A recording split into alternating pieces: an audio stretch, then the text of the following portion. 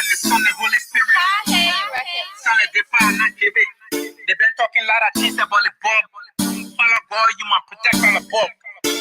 Follow and the Son, the Holy Spirit. They've been up for God, tell the Depa and give it. They've been talking a lot of things about the Bob. But I can't follow God, you might protect all the Bob. Go. God can bless me, let's say, like only my one he knows.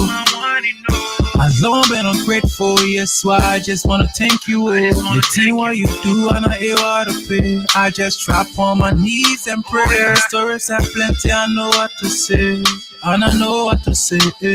Clip our lead and I follow. Look at the thing you do for Crowlow, and I even know my tomorrow. Oh, I just wanna pray. Can somebody help me pray? Get on your knees and pray. I just wanna pray. Oh, I just wanna pray. I used to fornicate, smoke weed and cup on. When kind of church been, I used to go one time. But what kind of papaya soya? I don't deserve the things you do for me, oh, me, oh. So I just wanna thank you, oh, for your blessing, your mercy, your hella ball love, and your favor. I know how to thank you, oh. Too much of Tina you did, papi. Too much of America you wet, papi. Let power there for me. Yeah, my homie wearing black, but now I'm followed by young, feeling losing his soul. So I just wanna pray. So I just wanna chew in my boom. And my story, let one more to be killing a June. I just wanna pray. Can somebody help me pray? Get on your knees and pray. I just wanna pray. Oh, I just wanna pray. Clipper, you know me, oh, you know me more than I know myself. Like you the one, the reason, yeah. TCP, oh, yeah. Yeah, like yeah, to shine. Like yeah, to go. Bless you. They don't know that clip what I feel. If I pick it right, they're gonna start in and I carry on. You give me shit, tell me red, I hold rim. So I'm counting my blessings one by one. 1 second in the day, I hold up. God blessing and full up. Yes, swallow you, I will run to. When push kinda sharp, oh. The things you did for me is more than enough. I just wanna pray. Can somebody help me pray? Get on your knees and pray. I just wanna pray. Oh, I just wanna pray. R.I.P. Quincy B. It's your boy. Following the Son, the Holy Spirit. They've been talking a lot of things about the Bob. Follow God, you might protect all the Bob. Follow and the Son, the Holy Spirit. They've been up for God, tell the Depa and give it. They've been talking a lot of things about the Bob. But I can't follow God, you might protect all the Bob. Go. God can bless me, let's say, like only my one he knows. I've long been ungrateful, yes, why I just wanna thank you, oh. The thing what you do, and I hear what to pay. I just drop on my knees and pray. Stories are plenty, I know what to say, and I know what to say. Clip our lead and I follow.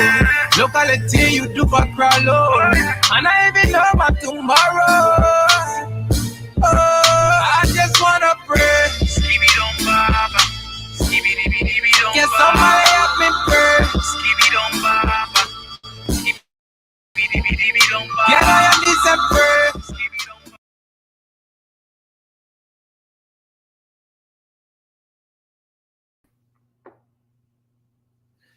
Well, welcome one, welcome all. This is your program, Around the Round Table Discussion, and I'm your humble servant and your host, Elston, the legend we say, and we are live on across Africa Network, and we'll be shared on the YouTube page of other platforms. And I'm going to be hosting today's edition, and we have a wide range of topics to be discussing relative to our common patrimony in Liberia. And you know, when we speak of Liberia, we have so many pertinent issues that are unfolding, and paramount among them right now, we have our county meet currently going at the the nation's Summer Kayando Sports Complex, and one of my longtime friend and colleague, who happens to be a sports journalist and a broadcaster in Liberia. I will let him to kick off things because he's live and direct from the nation's capital, Monrovia, and his name is Benjamin Gagba. And Ben, I would like you to introduce yourself. You are widely acclaimed in the nation's capital, Monrovia, Liberia, and its environs. A lot of people know of you and know who you are. And I'll let you to tell my listening audience and go ahead and introduce yourself.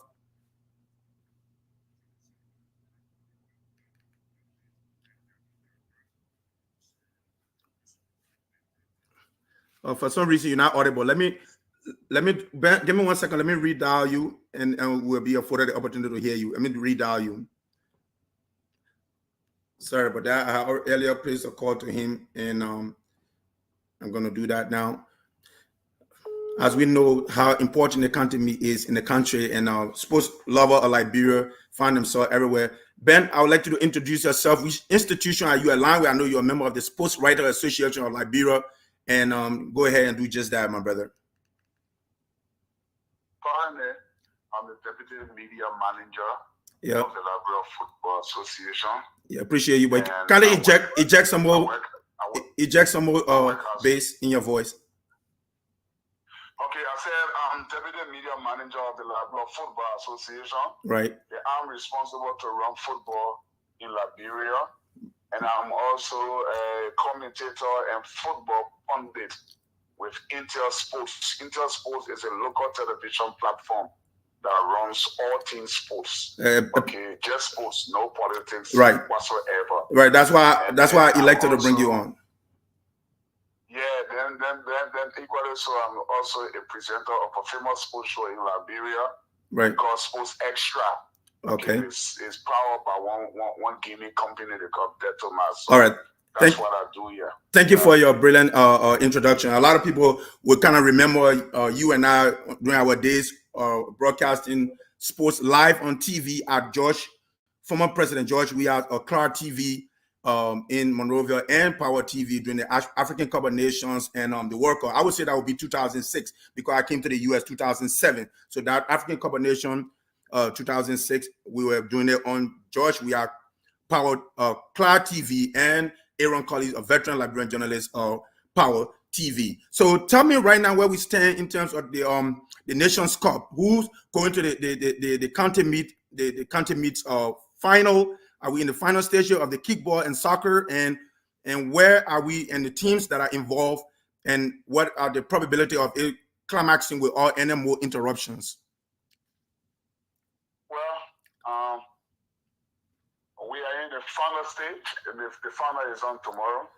Right now in Monrovia is almost midnight. Right. Yeah. Okay. It's after midnight, so we are from kickoff for the final football match.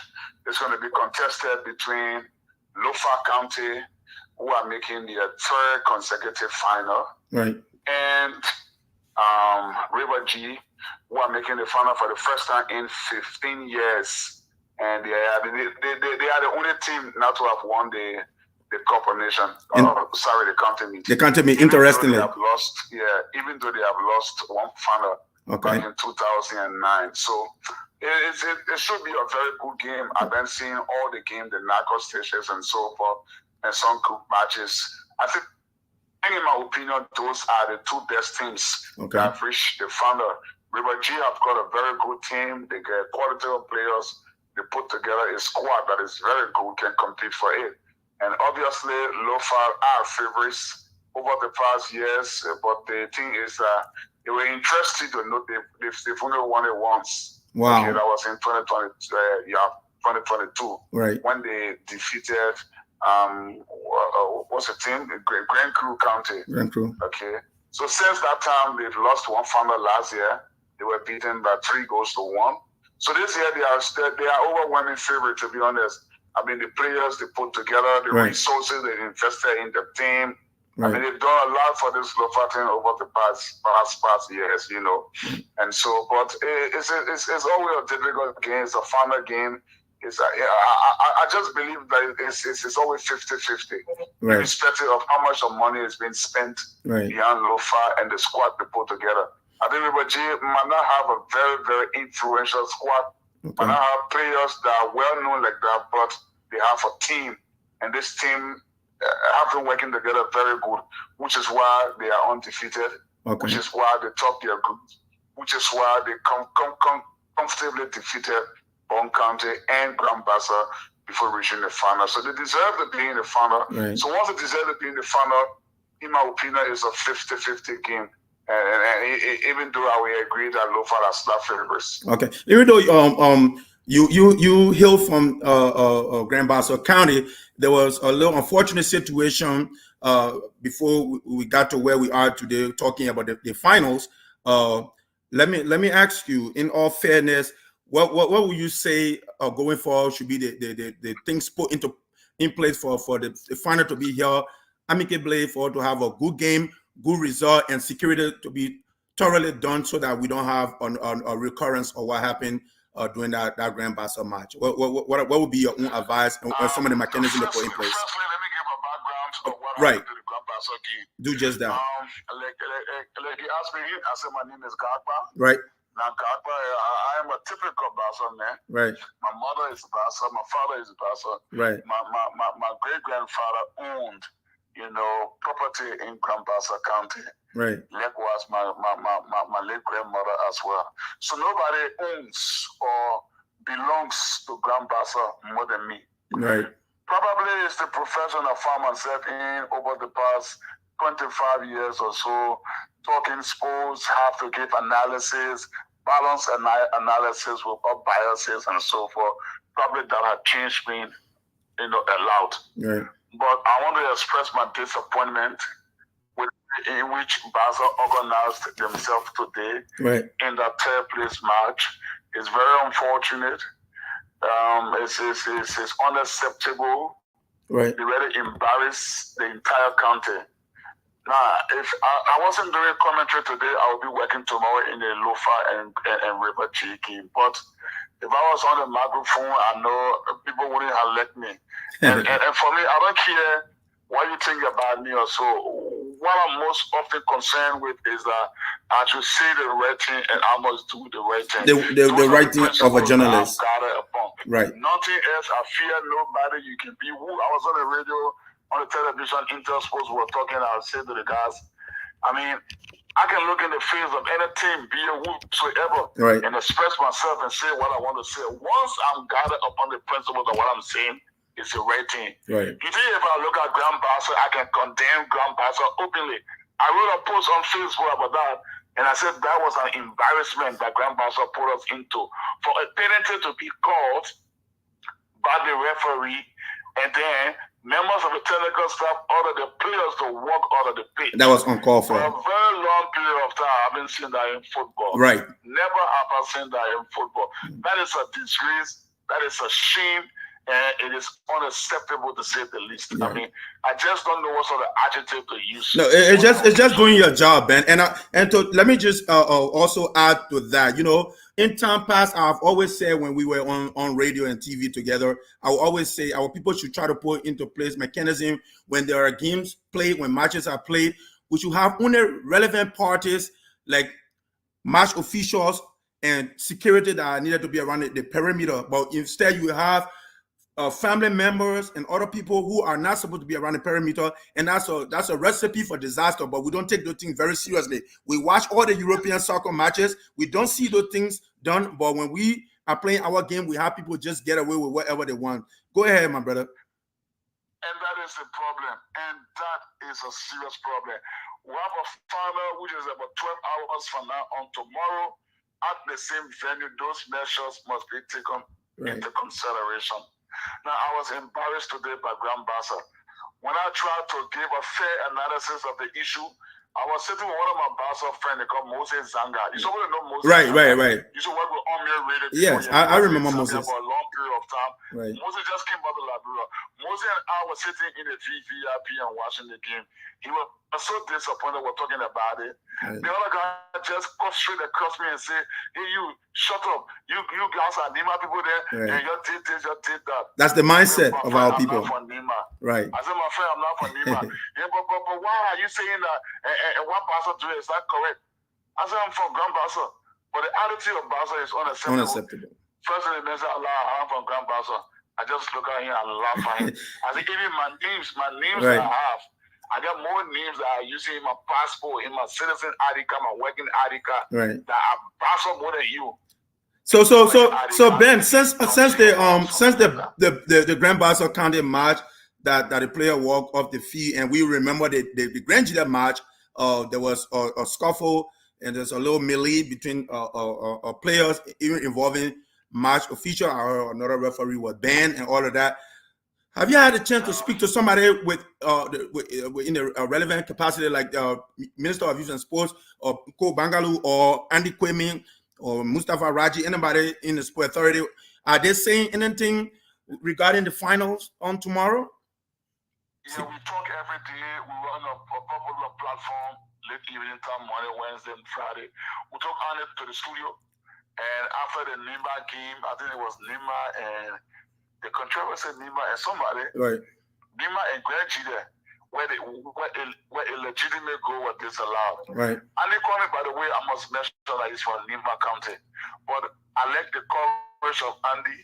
He was on the television and he said that the referee made a big mistake. There's nothing wrong with the goal. He's watched the replay over and over and over. And in his opinion, that was a goal that Grand Judah were robbed. Okay. Another person made a salient statement that I was so happy of was the current Nima County representative, former president of the LFA, Musa Berete. Okay, Musa Berete did a post on Facebook and condemned the action of the referee, and he thought that Grand Judah were robbed, right. And Nima, should have considered the goal. And Ben, to add to that, Benjamin Gagba, to add to that, I like to always tell people we should practice patriotism first thing first. But in that, having gotten all those very, very meaningful contributions from you, we have a greater insight tomorrow. If you don't mind, Liberian time, what time is the game going to kick off? And if you want to give all the full schedule of the matches and any of the formalities, whether it would be presentation of trophies after the match and all of that, you can just use it to do your concluding statement, and we will continue on our end here. And I can not but wholeheartedly thank you for coming on. You've been a friend and brother for the longest. We went to high school together, and we practiced journalism together on radio and TV. And I'm so grateful to see you doing as great as you are right now in Liberia in the sports arena. Yeah, so tomorrow, there's an early game first day there at 1 o'clock. That's in the kickball category. Right. So you have Nima County in the keyboard version. They will be playing River Cess. It should be a very good big keyboard game. And then after that, at 3:30 p.m., our time, 3:30 p.m., we are on GMT now. So it's 15:30 GMT. Right. So you have Lofa versus River Chiki. So after the tournament, you have the organizers giving out trophies and giving out medals, okay? And then they are going to give a symbolic check of $2 million, Liberian dollars. Right. $2 million Liberian dollars to the winner, and then I think $1 million Liberian dollars to the team that finishes in second in the football category. Right. So there will be a little bit of celebration, trophy, and then pictures will be taken and so forth. So that's a whole program leg. So for me, I'll be on Intersports. All right. From the US. Are you guys carrying the game via radio and TV, Intel? No, we don't have television. Okay, just the radio. We don't have television. Okay. We don't have television on Facebook. So just log on the Intersports. Okay. And you can follow the whole of the game live there. That's a little publicity for your institution, but it's worth doing because you know how to put that in because of our background. But I appreciate you wholeheartedly, my friend, brother Benjamin Gologo Gagba of Monrovia. So and my greatest pleasure. This is a new podcast that I just started doing, handed to me by some good friends of mine here in the USA, and it's been shared on my page. you can go there and watch the rest of the program. I appreciate you, my longtime friend and brother, and we'll definitely talk sometime soon. Exactly. It was Thank nice. You so much. It was nice having you. I look forward to getting update next week, and you can conclude the whole tournament if God's willing. Anytime. I appreciate you. I'll come on. Ciao. Let me say, welcome back to our program. We have to do that because of the nature and the fame that the current county meet has. Everyone talks about it everywhere, and when you watch on Facebook, for those who are in the diaspora, you see the amount of Liberians that follow the that follow the county meet. It is very huge in Liberia. And then when we think, when I think on the county meet, and I think about how how a lot of mishaps happen this current county meet with the like of the Grand Jury game, where I was watching and I saw a complete melee, a complete uproar in the stands, and people were fighting and all of that. It's not necessary. If you think about Liberia, when you think about our country, and while we're at it, let me welcome my friend and brother Toure of the late night show on Spoon. He's here with us. When I think about Liberia and think about where we were when we were fighting war in our country, how sports serve as a unifier in our country. People take it very lightly. The importance of sports in our country, and the county meet should be something that should unite us, even though we tend to support our individual counties, obviously, but the sole intended purpose of this is to unite us, not to divide us. We should be in unison. We should be able to go to the games, enjoy the games. When you get defeated, humbly leave. And let me stop here and say welcome to you, my friend and brother from the late night show on Spoon TV, Mr. Fakabinan Toure. Toure, how are you, my dear brother? Hey man, I'm doing fantastic, Legend. How are you, man? Good to be with you, bro. Just, and to your viewers as well, man. Yeah. This is your debut on the show. We've had our brother Francis Jabate and we've had Amy, both from our show. So let me let you to, if you have a say in the county meet, you can just start there. Just say anything you witness or you for or you don't like.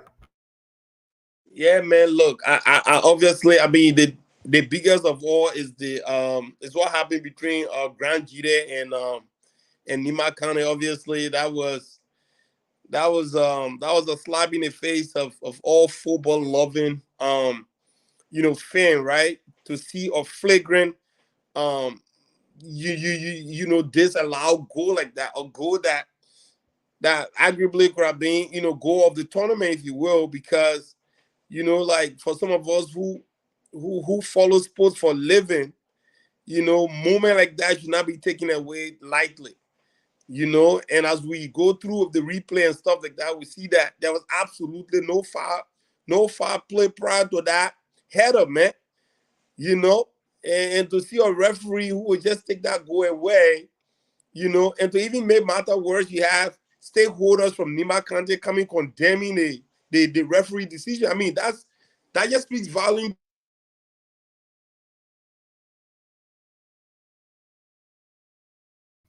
Yep. Go ahead, brother. I think you got interrupted. Watch your phone. Your microphone might be closed. I cannot hear you.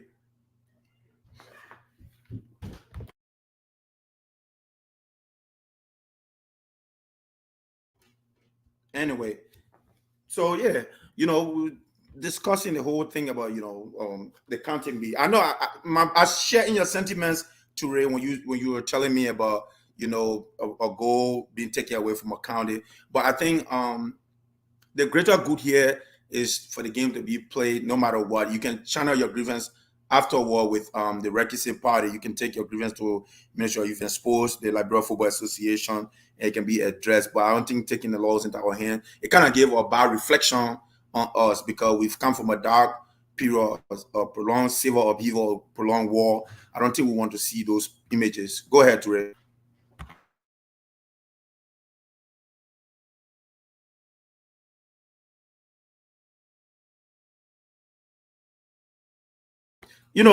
So let's let's hope that my brother Ture is back as I'm, as I'm expanding on the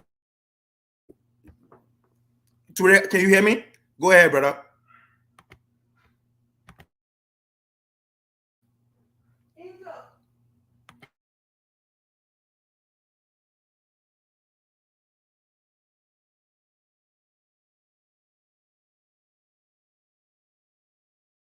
Cultivating right now, where people are not gonna actually just look at things going their interest, and I flag the injustice. So I want to say shout out to Representative Musa Hassan Bilete for coming with that lengthy post, denouncing the referee decision of disallowing a goal that could have arguably been one of the goal of the season, to be quite honest.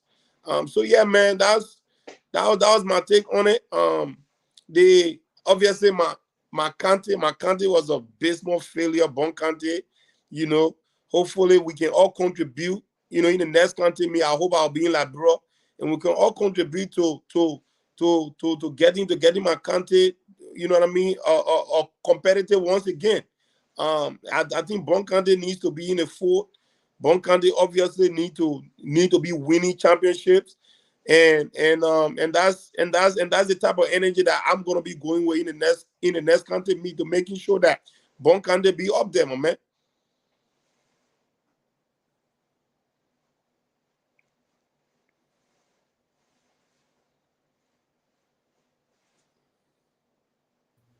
Certainly, Mr. Ture. I wholeheartedly agree with you. And I see my brother Lofa Julius just joined us. Lofa, would like to say a wholehearted welcome to you, my brother, to the show. I think he Hey, just Lova. Lofa just got off. But yeah, Ture, you are right. But well, let's get on course. We've discussed the country pretty sufficiently. So let's get on course. Our country, the sticky issue right now, the government, through its President Waka, and this whole war economic crimes court, they've been pushing it. And today I see President Waka is making his way to the United States of America, and a lot of things have been talked about in various Liberian sectors. I'm hearing things are going to be done regarding the War Economic Crimes Court, and there are other very meaningful issues. We saw the other day the DEA boss, Mr. A.B. Kroma. He had a meeting with alleged, or whatever leader, if you may, and he had a meeting with him at a hotel, something that other people thought was not necessary, was not warranted. But in my opinion, I see it differently. Like, you and I live in the diaspora, so we see these crime shows when someone is alleged to have committed a crime. Sometimes the police will cite them, they will bring them to the office, to the crime division, they will interrogate them, they will interview them, and if they don't find probable cause at the time, they will even let them to go home. And then when more evidences, a piece of evidence can be brought to the front, they will resummon them, and they will come in for questioning. And then at that time, if they find probable cause to hold them, they will hold them, and they will go through the proper scrutiny, and they will go through the law, and they are found guilty, then they will be booked. But a lot of people are casting aspersions that, the police, the DEA boss, Mr. A.B. Kroma, should not have done that. He shouldn't have gone to meet a man who is. I would like to say welcome to you, my brother Vasco Sumo. For those of you who don't know, Vasco Sumo is a regular on the late night spoon show. I didn't want to see them man on here, man. I wanted to see them man on YouTube. So the show is gonna be very diverse today, because Vasco is totally opposed to Ture, and that will make the beauty of democracy. So Vasco would like to say welcome to you, my brother. Thank you, legend. And I will let you to go first on this. What was your take when you thought about the DEA boss A.B. Kroma having a meeting with a man who was alleged to be aligned with drugs and the proliferation of drugs in our country? Were you one of those who said it was uncalled for meeting a man who is alleged with such a heinous act in our country, or you are one of those who say it's okay to just have an initial conversation, like a roundtable talk? I mean, it was actually wrong for Abe Kurman to approach the issue like the way he did. It was unprofessional because we all know drugs is something that pollute the country and it is bad for any environment or any country. So if you, as head of the DEA, and you know very well that you got to tip out, what should you do as a security man? You have to get to know the issue that the tip out you got. You have to run after that tip out to know if it is true or not. That's what makes you a security head. So you're going to deploy men, legend. That's how it works around the world. But you cannot have somebody who people told you that this man is a suspect, he's doing drugs, then you inviting him for a discussion. Why are you inviting him for a discussion? What is the logic for you to invite someone who is alleged? So to ascertain the facts for him. Which one of the facts? That's why you security. You cannot ascertain facts from an alleged drugs dealer by inviting him to have a conversation with him. Vasco, I have a question for you. You live in the United way. States, real quick. You live in the United States. You watch this crime show. You watch First 48. You see there are times they will invite an alleged criminal to the office of the police. They will interrogate them. They will even let them to leave and come back. So you say you have no problem for that, but I'll let my brother Ture to counter you because I know he has a whole different perspective on it. My brother, Ture, go ahead and just counter him, and then I'll let Vasco to come back and conclude. Go ahead, Ture. Yeah, I think this will be one of the realest discussion that I and Vasco tend to actually agree on a little bit. Okay. For the sake of maintaining certain level of sanity. But yeah, look, man, I think it was wrong. Obviously, I agree with you, Legend. If there are established probable cause for someone to be calling for investigation, like the people have every right, to do that. But I just need appreciate the whole telephone conversation. You know what I mean? If you have probable cause, you don't have to go through a lengthy conversation with an individual, right? Just ring in. If you have all of your evidence, you don't need to have a conversation with the man, right? Like just go. If it takes you to, if you really have your evidence, you can knock down doors. You can do whatever it takes because you have all your cues. You have all your necessary evidence to go and do that. Because you don't want to create a situation to where the alleged perpetrator can actually have an opportunity to sue you and sue your institution for putting him in a situation that calls for public ridicule. So that's another fear. So I just and the fact that the gentleman was obviously respectful. He drove himself there, obviously, at the hotel.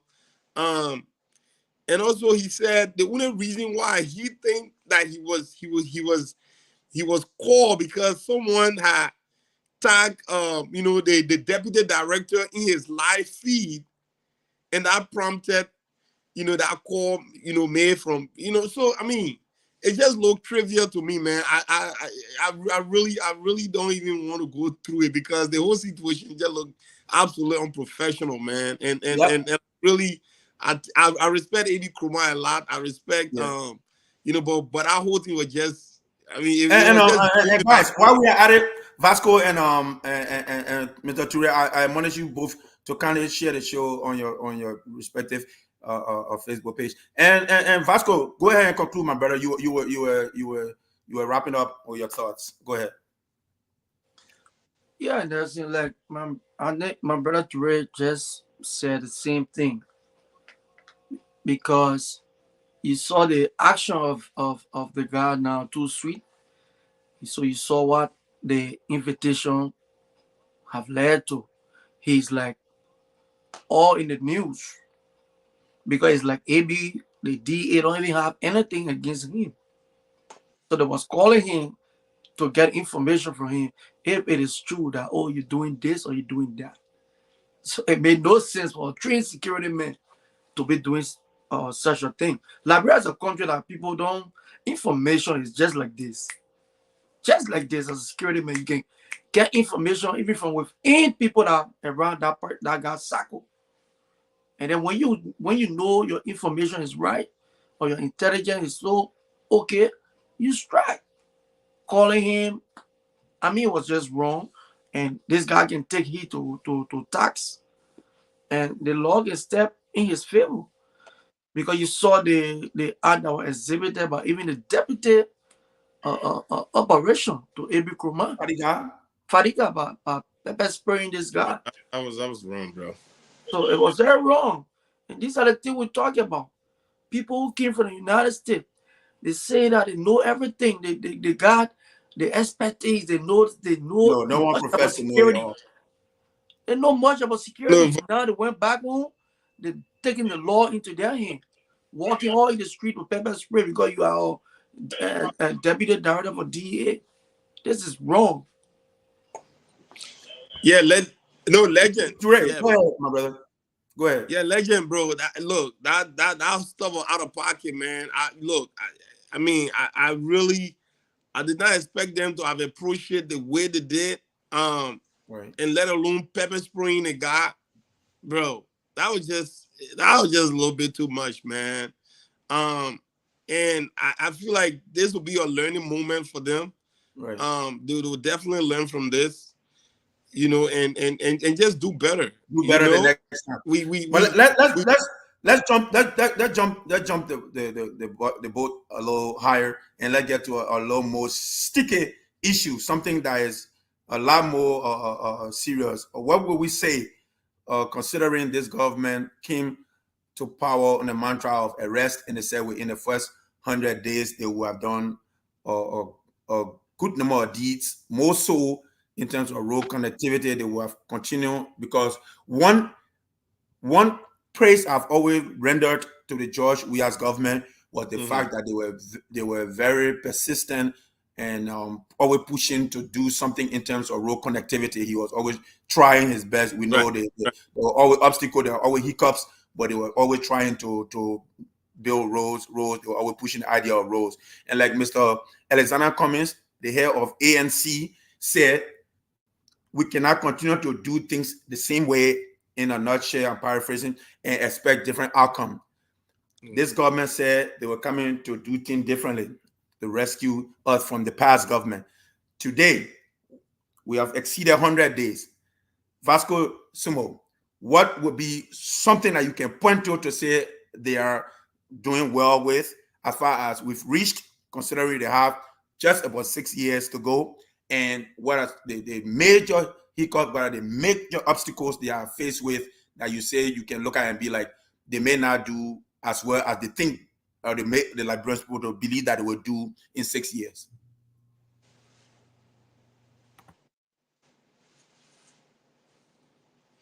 You are muted, Vasco. You are muted. Okay, I'm sorry. Yeah, I mean, thank you. That's a fun question. Look, looking at everything constant, looking at the mantra that the Unity Party government came into power with, and the promises they made for their first 100 days, the things they said that they were going to do for the first 100 days, they didn't achieve anything. Anything. They failed.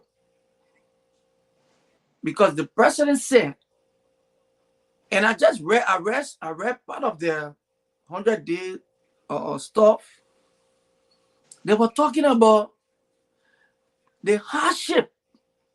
The president said that it was going to be the first thing he would address. He knew that there is hardship in the country. So he was going to find people to address the issue very fast. But today, legend, if you see around you in Liberia, call anybody in the country, they're going to tell you, where the CDC government left the country, it have gone in a very terrible state in all aspects: electricity, pipe-borne water, roads habilitation, the prices of gasoline, rice, everything is going so bad. So that is a big failure on that side. And one of the main things that everyone is also looking at, when it came from the president mouth, he said there will be no car hitching in the mall. But we still see cars hitching everywhere around the country. God, man. Oh my God. I know there will be some certain amount of like 22 million spent on just greater some places that is already dry during the dry season. Those places always good, because I'm somebody who travel a lot while in Liberia, because I was always in Lofa, going Neba, coming back Sanikweli. And I know dry season, those places always pliable. People always use it. But today, call people from Liberia County. People shouldn't play politics, and this is the reason this government will feel very. And Vasco, you've not cited any positive of the government so far in 100 days plus. Nursing. Yeah, I mean, nursing. I keep saying nursing now. Right, Legend. you used to on the late night show. Legend. Yes. I know Turena will come here. You know, the one thing they want to say is the issue of the signing of this resolution. No, it's your word. So you say what you want to say. But I'm not looking at that thing to be a charade. I mean, it's a good thing, but I know this administration will not establish any court in our country.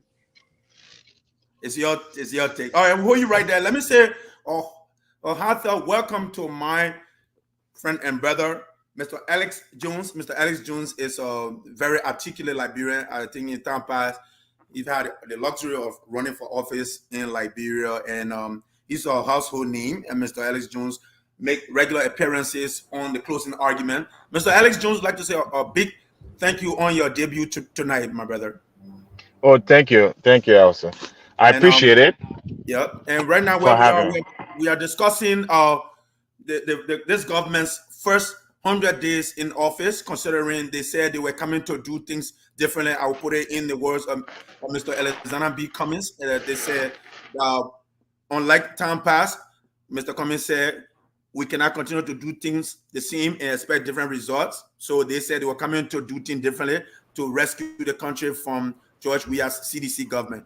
What do you see that they've done in the positive and the negative that you can look at and be like, because of these reasons, the 6 year could be a flop, but the 6 year may be a success? Go ahead, my brother. Yeah, okay, guys. Thanks again for having me. It's a great honor. Before Ellis come on quickly. Somebody's in the background. This Lofa? Yeah, this Lofa. Oh, sorry, my brother. I just know you're good, Legend. I just wanted to quickly say, I know my brother Toure acknowledged me, and I see Vasco on here. They both came on. I just came on to just handle a little bit of technical stuff and run back. Okay. I wasn't to be on. I didn't want it to appear as though I came on and they greeted me and acknowledged me, and I didn't respond, and I went off. So, guys, welcome on the show. We will follow from the back. You know, great show thus far. Yes. Conversation is great. Yes. I know my man Turek got this. I hope he will whoop Vasco real good tonight. and before he leaves, guys, Lofa is the brain behind this show. So we'll let our brother Alex to continue. Lofa, we want to say thank you and we acknowledge you. Appreciate you. Thank you, Lofa. Thank you so much. Thank you, guys. Go ahead. Yeah. Okay, great to be with you guys. I always like a good discussion, especially when it's young people, because I believe that only the new generation, the younger generation, is their future. You know, most of the older people, they've already lived their lives. They already had jobs. They already, had opportunities. But for many of our young brothers and sisters, they have never had any chance in Liberia. They've never had any opportunity in Liberia. So I just admonish you guys to continue to speak up and continue to, fight for what is rightfully yours. That's what I try to do, to at least add my voice to the conversation. So thank you for having me. But to answer your question, let me look at some positives. I think it was a good thing that we changed government from the CDC to another regime. It's good for the democracy. It shows that the will of the people, is the most important in our society, and that the people have that power. Um, in terms of the positives from this government, I like what they're doing at the Service Administration. Uh, the guy there, I think Jack. I don't want to mispronounce his name, but if you guys can help me with it, he's very visible. He's making some progress. He's trying to be a little innovative. I know they just launched the technology program. They also talked about direct deposit loans. You know, so I mean, we can question and debate the economics of it, some of his actions, but at least he's trying to do something than the ordinary. Right, He's trying to do something. right, For the first time, I've seen a young man in government, and that's not even a cabinet position. I think he's doing a phenomenal job compared to all the other people combined. He's making he's doing something. So I think that's a positive.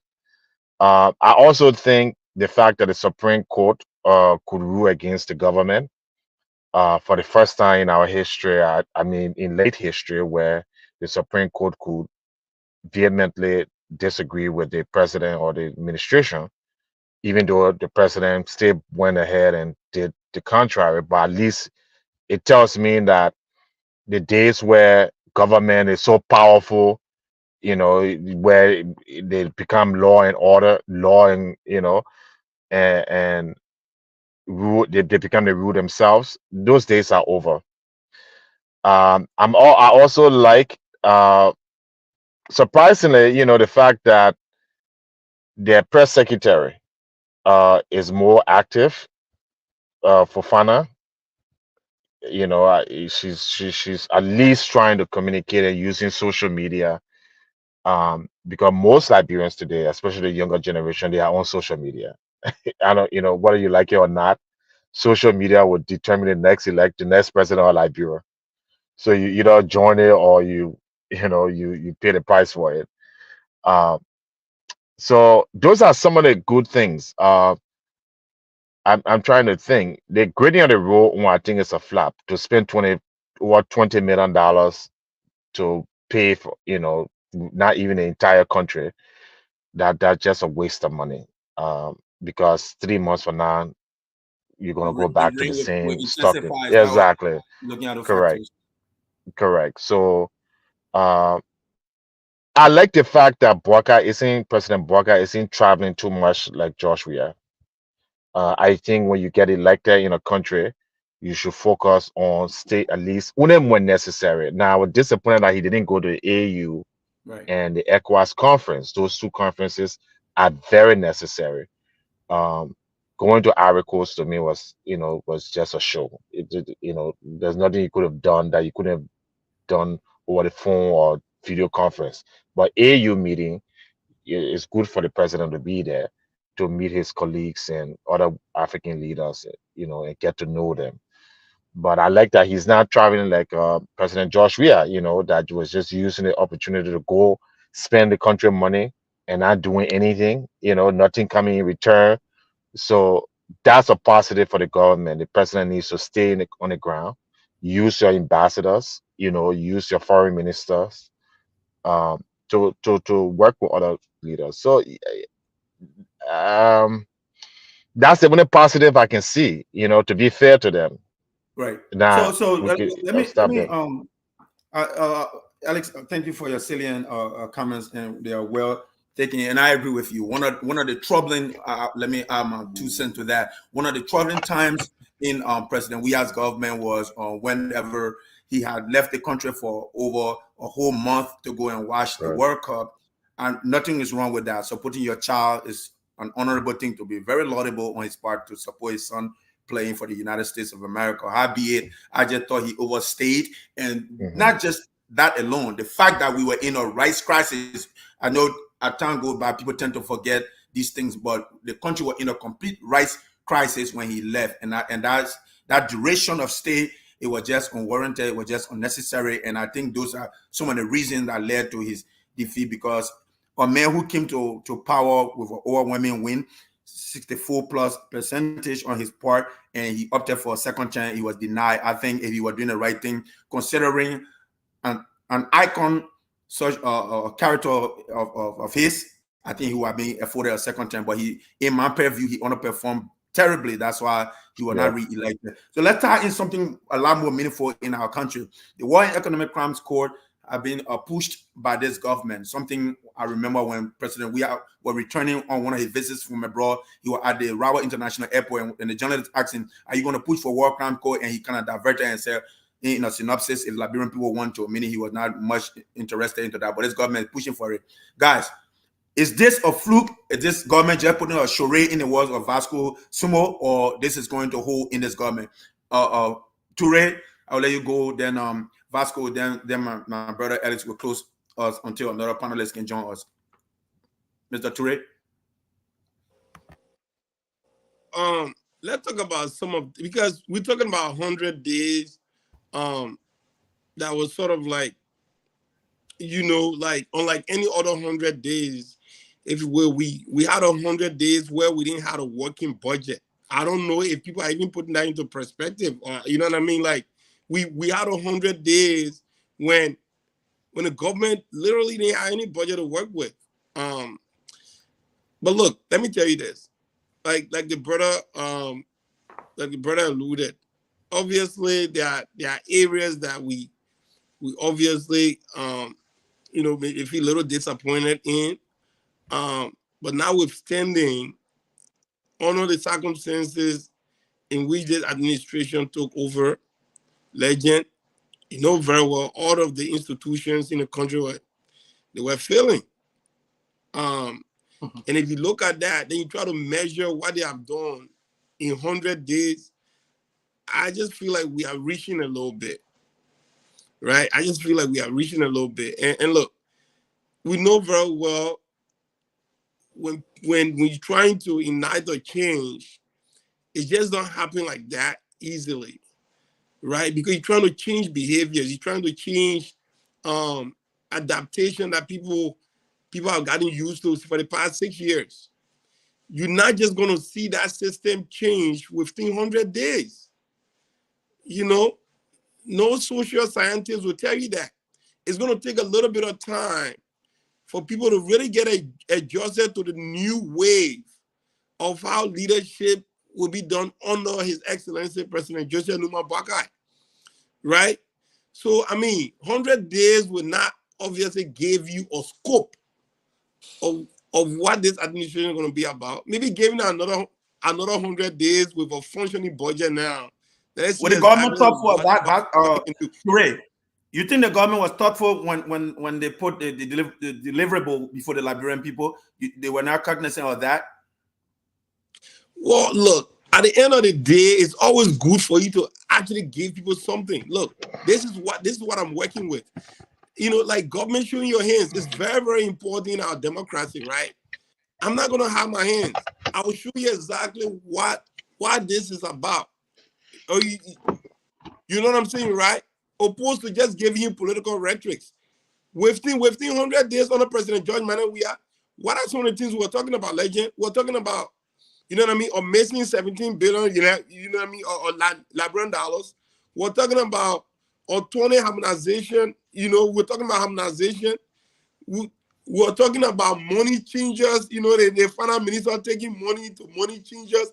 So these are stuff we're talking about, convoluted issues. These are stuff we're talking about, right?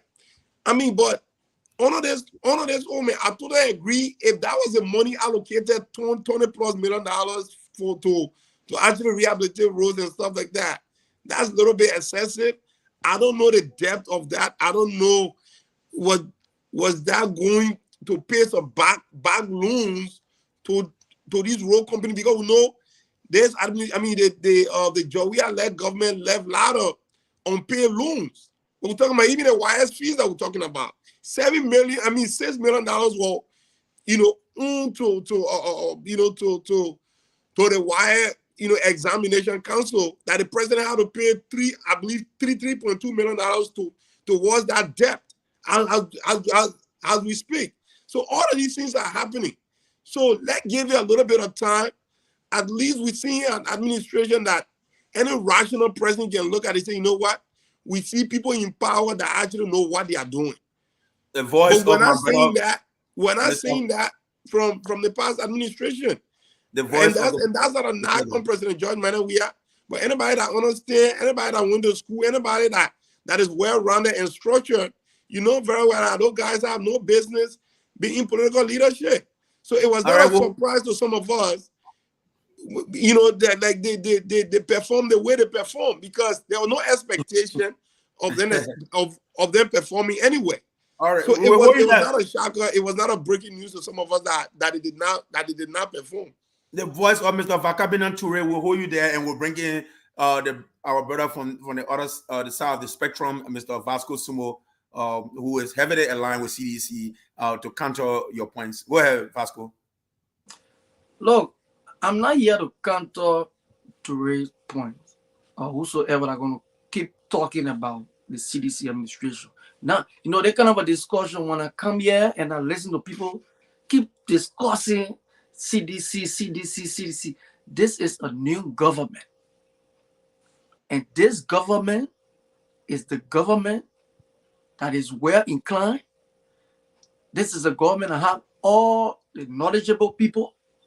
This is the government that told the Liberian people that they know it all. So we don't want for you guys to keep coming here and be shifting blame on the CDC. We went to election, the people voted the CDC out. And you have come. Solve the problem. CDC did bad. CDC did good. Solve the problem. You knew it and you saw it. You came into it. So solve it. Let us leave CDC out of the discussion right now. Let's discuss current event. What is the state of the country? Nobody forced these intelligent people, they know all people, to come out and tell the Liberian people that in 100 days, they're going to make sure that no cow will get stuck in the mud. And they will make sure they curtail the suffering of the Liberian people. The basic needs of the Liberian people, it will be addressed in the 100 days. Nobody forced them. That is a promise. Promise are there, but you promise people, you should be able to fulfill the promise. You understand?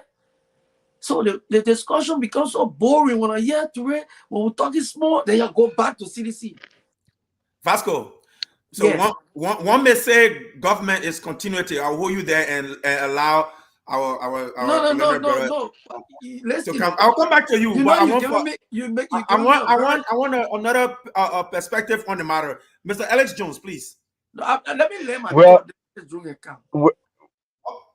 give you 20 seconds to let me just lay our inflight. Look, you asked a question about the issue of the war crime code, right? Well, it was just a charade. I'm telling you, since when the government came to power, we saw A.B. Kroma, right? The DA, we saw them. Boom! Everybody said, oh yeah, the people serious. At the end of the day, what is happening? A.B. Kroma is calling people for private meeting to have a discussion with them. People who they classify to be or drug dealer. Yeah. Alleged drug dealer. But calling that person. We saw the asset recovery team. They came. Woo! What is it today? So this is another charade. And we'll come by here. After 2-3 years, we'll be asking you what is the issue of the war crime code. So that establishing the office, that one thing. That office may take almost 3 years before it be established. I agree. Handling thing the war and economic crime code is going to be very costly. But Mr. Alex Jones. Okay, you know what I like about this gathering that you got CDC and you got Right. Unity Party, That's and very I'm an true. independent. Right. And I'm an You are. independent, so I run it as an independent. So thank you for the first time in Liberian media recognizing that everybody in Liberia is not either CDC or Unity Right. Party. Right. Okay, because CDC and Unity Party, they have failed us. They have failed the Liberian people. Okay, and I think my brother even admitted that. All right, we failed. The people voted you out of office because you did not deliver. You did not improve the lives of Liberian people as on every indicator. If you go to the human index, if you go to the income, you go to jobs, you go to sanitation, you development index, the CDC was a miserable failure. Okay. Miserable. So was the Unity Party. The 12 years. In fact, the Unity Party was worse in the 12 years because the Unity Party has security, they have international support, they have healthcare support, they have foreign um, um, international agency running the country, basically. $16 billion in terms of $16 billion in terms of concession agreement was signed in 12 years. And Liberia can show you one thing. That money went to the officials of the government through the pay and the compensation. So the both parties have failed us. Let's be real here. The both parties in Liberia, the problem in Liberia is the party. The parties are corrupt. Okay, this is true. All right, the party are being hijacked by one or two individuals or three individuals. So if you look at the CDC, that Koji, that's Twe, that's George Weah. The Barker administration, you look at the Amar Corners and you look at the Joseph Barker, whereby the entire population, all the young people, millions of them, don't even have a voice or opportunity. So I don't understand why young people would be part of a party that is standard bearers. Like in the case of United Party, you won't tell me that nobody, no young person, I mean young professional person in the 40s or 50 that could have ran on the United Party ticket. You know, we have to stop this thing here where we keep recycling the same people and then we expect, like you said, Alexander Cummings said, you cannot expect, do the same thing and expect a different result. It's insanity. Whether you bring the CDC back or you leave the United Party there for another 5 years or 29 years, the fact with me is the problem is that they lack the leadership and they lack the skills necessary to govern. From the local level to the legislature, the CDC is still members. They're still the second largest people in a representative in our parliament. Right. Okay, so they have districts. Look at the districts. Look at the speaker district. How can you be a representative for over 12 years or even 6 years, and your district still look like 100 years ago? And talk about you want to provide national leadership. That's the first thing you should do. How can you be a ruling party in your town, in your cities, in your counties, still look like wreck? So I think it's time for independent minds. It's time for people to start to look at other alternative rather than the CDC, the Unity Party. And I'll close on that. Stop on And that. like in your words, in a synopsis, charity begins at home and ends abroad. Look at your surroundings, and you will go from there. So, having said that, you being somebody who holds a neutral position, tell me where we are if we were to consider different directions. Where would we be looking? Just throw an idea. 2029 seems far, but it's not that far. Well, my platform is available, and hopefully in the Okay. future, if you go online my page, okay, I was very, very clear. One, I said, if I were elected in Liberia, when I'm Right. elected, I'm going to first of all put a retirement age to 70, government retire age. Nobody will be appointed that's 70 years or over. You get a nice retirement, you go teach, you can serve on board, but I want young people, young qualified people, young experienced people. I Right. lay on another plan where I will nobody in beginning with the executive branch will make more than $3,000 as pay and compensation, including the president. You cannot have a country where 80% of people living on $2 a day, but then ministers, deputy minister making $7,000 a month.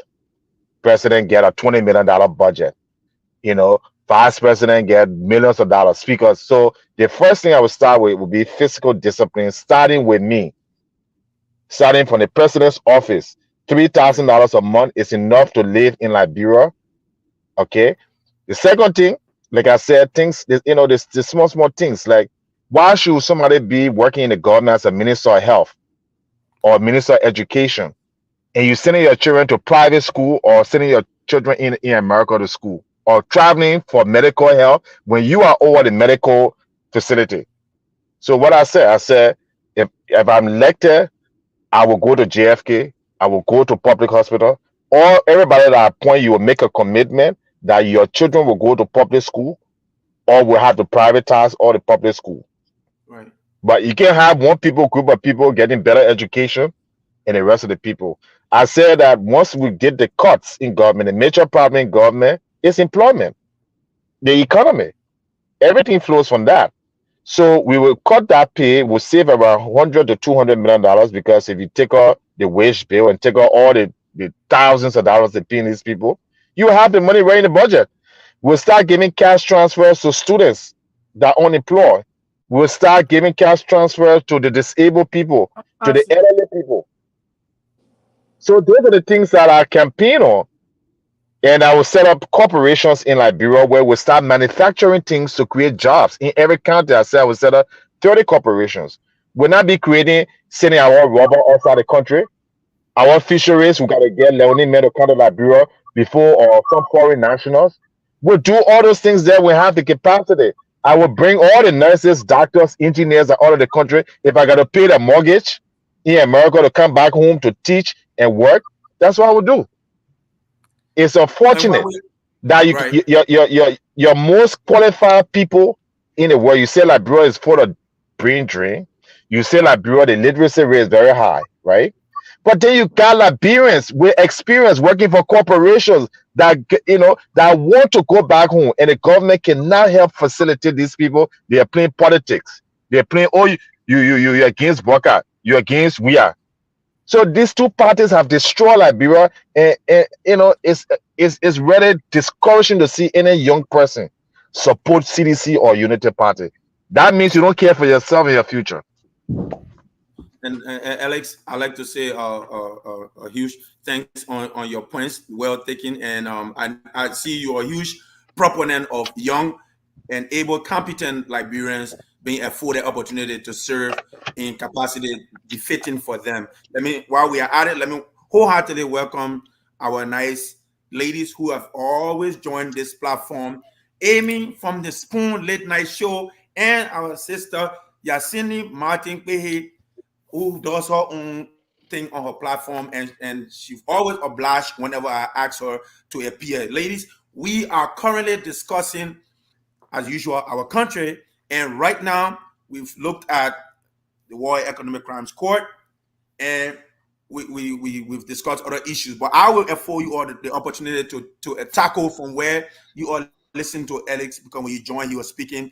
Any direction you want to take it, I will let you to take the flow. You go ahead, Sis Yasini, and then my sister Amy will go thereafter.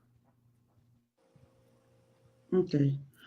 Well, I came in when you folks have said a lot, so I'm trying to see what direction to go in. You go any direction you elect to. Okay, so first of all, my name is Jacindy Martin Peye. I am a host of Second to Africa. We've been around for over 8 years. If not, on my own, out of pocket, hard-earned funds, and love to do it for nothing else, nothing. I'm still trying to process the 100 days, and I'm also trying to process.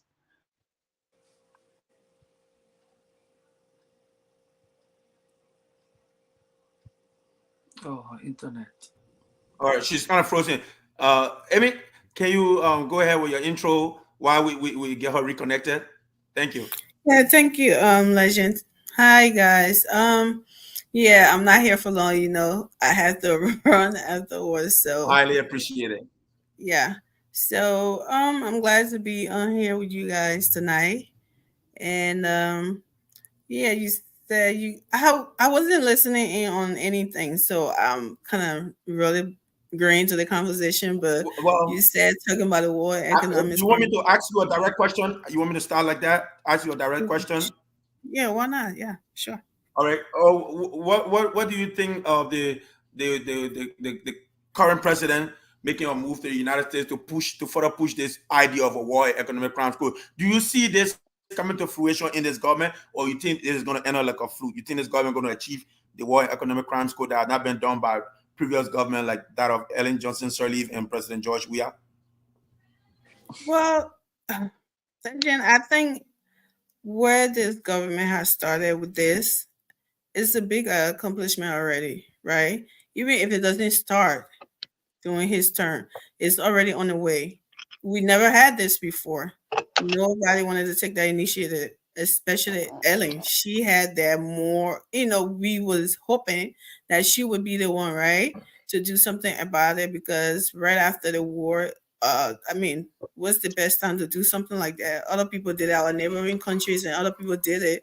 But when it comes to Liberia, is they think about the culture impunity that people so used to, like, oh, we in peace now. Why do we need this? Why now? Why this? Why not now? Like, I mean, what everybody else did it when they were in peacetime. There's no fire or war or whatever blazed up anywhere and started eating everybody up. Why do we always want to sweep everything under the rug? It may not be important to me, but there are thousands of people out there that this thing is important to, right? This might be something that hanging over our country for years, like innocent bloodshed, and there is no accountability whatsoever. And that could be something that could be hanging over our country. Like some of us, I believe, in God and stuff like that. People see it and they just wave it. Oh, we have peace already, so let it just be bygone, be bygone. No, you can't always do that because you will get somebody else there's somebody to come up and want to do something like that in the long run because it felt like it happened before and nothing happened to those people who brought about it. So why now? You may have copycats somewhere around the corner. You see how our country has been militarized and people party passing around acting like they own the streets, and because my party didn't win, so I'm gonna do this. And it's never about Liberia anymore. Everybody's just in it for themselves and that party and all of that. So we need something like this, my opinion. I mean, a lot of people may disagree with me, but I think this is something that's been hanging over our country, and we need it to happen for our country to move on. Look at other countries, legends. Look at Rwanda, then look at Sierra Leone. Look at these countries that did it. Look at them; they're moving on. It's just Liberians just stuck in the same spot, right? And we never know. I'm not saying I know 100% for sure. That's the reason why Liberia is not moving forward, but who knows? Maybe it could be one of it, right? So why can't we just do it? What is the big deal? And then every time it comes and make it seems like it's about one man, Prince Johnson. No, it's not about Prince. And Prince Johnson makes it like it's all about him. This is about Liberia. Stop acting like this is all about you and you want to be using the name Biden to brainwash people and brainwash them as if Liberia is just Nima is outside of Liberia. It's justice for everybody, not just any. It's justice for the Nimbadan, for every tribes, every county in Liberia. So I think it's a big deal for this government, and I think I applaud his courage to do it because of the two president after. I mean, before him did not do it, and he pushing it whether it start or not. The fact that he promised to do it during his campaign, and he's doing it. I applaud him for it, and I think it's a good thing for our country. All right. Says Amy, I appreciate it a lot, Amy. Says Yasini, what say you? Um, Hold on. Let me make sure my laptop can come on. I have to come in another room at You some are very reason. visible, and if you're wondering if you are clear and audible, you are very Okay. clear on my All screen. right. You are All very right. audible. Good. I don't want it to cut off. Okay. So first, let me start by saying, and I will say this, and then I will amplify the things that I think are lacking for now. Um, I strongly believe in those of you who know me, since the coming of age of Facebook Live, you met me here. And some will say, why your platform don't grow? Because I speak the universal truth. I don't speak relative truth because we moved the goalpost as Liberian. This platform was the place to be for UPNs in 2017, 2018, 2019. It was the place to be for UPNs. Alex will tell you so. All right. Most of the big meme that you see, they all were here before everybody started expanding and going to their own places and all of that. And that's great. I'm not, and people always say, some people brag, yes, because if I don't tell my story, you will not tell my story. Liberians are not good at telling people's story. They're good at telling negative story. They're not good at telling good stories. So I testify for this War and Economic Crimes Court for the abuse that we endure. And in fact, before I left from here last September to go to Liberia, I was supposed to have testified again. I chose not to because I was going to be in Liberia. The first time I went to Liberia, my life was literally in jeopardy. People were following me around, and I know that for a fact. Because when people were trying to actually identify me and reach out to people whom company I've been in to see if I was the same person. Because apparently a lot of people don't look the same on social media than in person. I'm saying this to say that based on the TRC report, the only way that we can forge forward as a nation is for people to answer for their deeds. And those who have enjoyed the spoil of this nation will never allow it to. If we do not have this court, all right, we're doomed. Because those who are in charge, who are responsible to open the door, because there's certain people that are holding the doors in Liberia that tell you you're allowed to be a part of this society or that you can progress, all right? And they're not doing so. So, and most of them that you see, I'm saying it, they are corrupt and they are, we use this thing, I'm from Nimakane, by the way, a proud daughter of Nimakane. And I would not have wished to be born in any other county in Liberia, but Nima County. And I also have my heritage from Oputu. But I speak it loud. And I believe charity begins at home. And because of that, I start home where it is. All right. This War and Economic Crimes Court is not about Prince Johnson. It's not about Nima County. Okay. It's about Liberia. It's about us, the people whose lives, future were interrupted.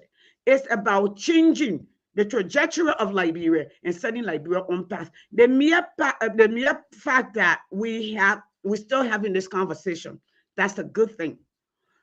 But what I heard, I was at work when the announcement was made. I am still reading through the document to make sense of it. At this point, it does not make sense to me. All right. The War and Economic Crimes Court, all right, should not What be. doesn't make sense? It's supposed to be an independent court. They should not be answering to Liberian Supreme Court. All right. We know what happens when people answer to Liberian Supreme Court. Like the last time they went to court about tenure position and the rule, the next thing the president called, I would think, and the people went back to court and they like Pontius Pilates to some degree. That is a problem. But let me come back to the 100 days. I know I'll be because go ahead. Right, go right ahead. First, we got some layout arrest, agriculture, road, this. I'm yet to see it, the road defined. What are the benchmarks? We say 100 days. Most of the road that you guys are showing, I were in Liberia. They were there. The red, yellow machine were on the road. Greater, in fact, if you look at my picture from Yasun all the way to Saclay and beyond, the people already had a yellow machine on the road. In fact, the international community that's paying for these roads already had their supplies, like rock, those gravel rock and sand and everything parked on the highway. We went all the way to the Ivorian border from the other side, the Gio side. We went all the way to the Guinean border, which is on the Mano side of Nimakanje, all the way there, and going to Tapeta. So the people were already had a machine on the road, already greater in the road. So now I'm hearing all of these things. One thing though, Elston and everybody else, for us to change Liberia, we must first look at ourselves individually in the mirror and see the reflection of ourselves and say, how do I change Liberia? How can I be truthful to myself first? Because we lie a lot and we are very unnationalistic. All right. We need a one economic crime school. But whether I saw the 100 days or in fact, we started on the wrong foot. The inaugural, there were money issue. Those money issues, they're yet to be addressed. So that's the beginning. Right. So you can leapfrog, it's okay, but you must have a strong foundation to leapfrog. We didn't build the foundation. All right. And people, some people will come and say this is because for party. Listen, I've never been a member of a Liberian political party. And let me say All this: right? if it's not done rightly, in most cases, it's not done at all. So It's not done. that's a very important point. So you want to take 10 seconds to conclude, and then we'll hop on to the next panelist. So my point is we need to be Liberian first before we are any member of tribe or religion or political party. Exactly, you are so right. Patriotism matters. That's why a lot of us, to be quite candid with you, I share in your feelings in terms of not having an party lineage. I'm one of those who is also like that. I supported this current government led by President Waka, obviously, but I have no ties. I have no lineage with Unity Party. So Vasco, you listen to my sister give her view. I know you said this is a charade. This is a big town show for this government, but people want this to come to fruition. It is not about one person. It's not about Mr. Prince Yami Johnson, Senator. It's not about Nikki. It's not only about Yeke. It's about all of us Liberians, because people were victimized in different ways. Some people lost their homes. Some people lost their parents, for which today they are underprivileged, or we call them Zogo or disadvantaged Liberian. Do you, as a Liberian, forgetting UP government or Bwaka, do you want the War and Economic Crimes Code to come at some point in time? Yes. Yes. I want the War Crime Code to come. Like I said the last time on the Spoon Late Night Show, I lost my father during the war. My father got killed by the LPC in Riverside. So I want it. But I don't want to see people playing around this thing, like trying to gain that kind of a favor from the scam. That kind of a scam is something. And this is what I'm looking at. I understand, but we want it. I'm not against the War Crime Code, but I just looking at a group of people that are trying to do this thing. They are not sincere. They are not. Until we can see it happening, right? Fine. But let me say something to Mr. Jones, because I mean he tried to attack us a little bit. I mean, this is why we have democracies, right? Everybody have that free will to associate with who they want to associate with. I've decided to support George Weah. I know my reason. So nobody can beat on me because I want to support George Weah. And he just made a statement here that we are supporting the George Weah or the Unity Party. I mean, we don't care for our future. And then he also said that you yourself, you said that he don't support anybody, so he's like a free person, neutral position, right? Neutral person, right? He is not neutral. He's not a neutral person. You want to be a president. You're into politics, so you are not neutral. And I think we're done with the issue of campaign because I see Mr. Ellis here, he's still campaigning. We're done with that issue. So I want us to discuss, let us throw light on these people that came to rescue their country. Yeah, we can throw light on the issue of the war crime code and these people that came to rescue our country. Because these people are calling to everybody. They say they are the best. They know everything. Okay, Vasco. These are the things we should be talking. Let's forget about what we have did. We are in the past now. We got a group here to fix it. Are they fixing it? Are they ready to fix it? Are they damaging it? These are the things we should be talking. All right, you mentioned Mr. Alex Jones. Mr. Alex Jones, I will afford you the opportunity to counter Mr. Sumo. Yeah, look, Mr. Sumo, this is not personal, okay? By me, first of all, I've always campaigned for change. I'm not my involvement into Liberia is not on an election circle. I've always fought for, change against corruption, against bad leadership, and I will continue to do so whether you have an election or not. First, I want to say the War Crimes Code. I want to thank Yesini and Savas. If there are two people who should get a Nobel Peace Prize for war crimes code in Liberia, it's Yesini and Maiwa Savas.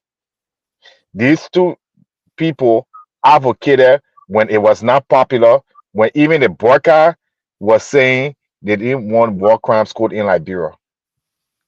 So let's give credit what they do. But today you don't even hear the names. Because I've sometimes joined their program. This was 2, 3, 4, 5 years ago.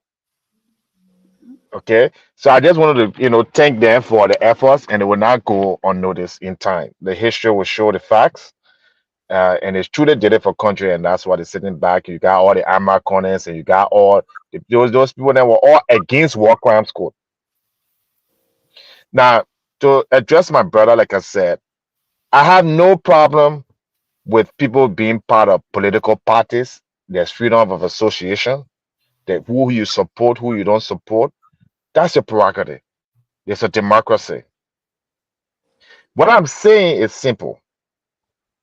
If you want change for your country, right? If you're satisfied with the leadership for which the people you've supported, then I have no crimes with you.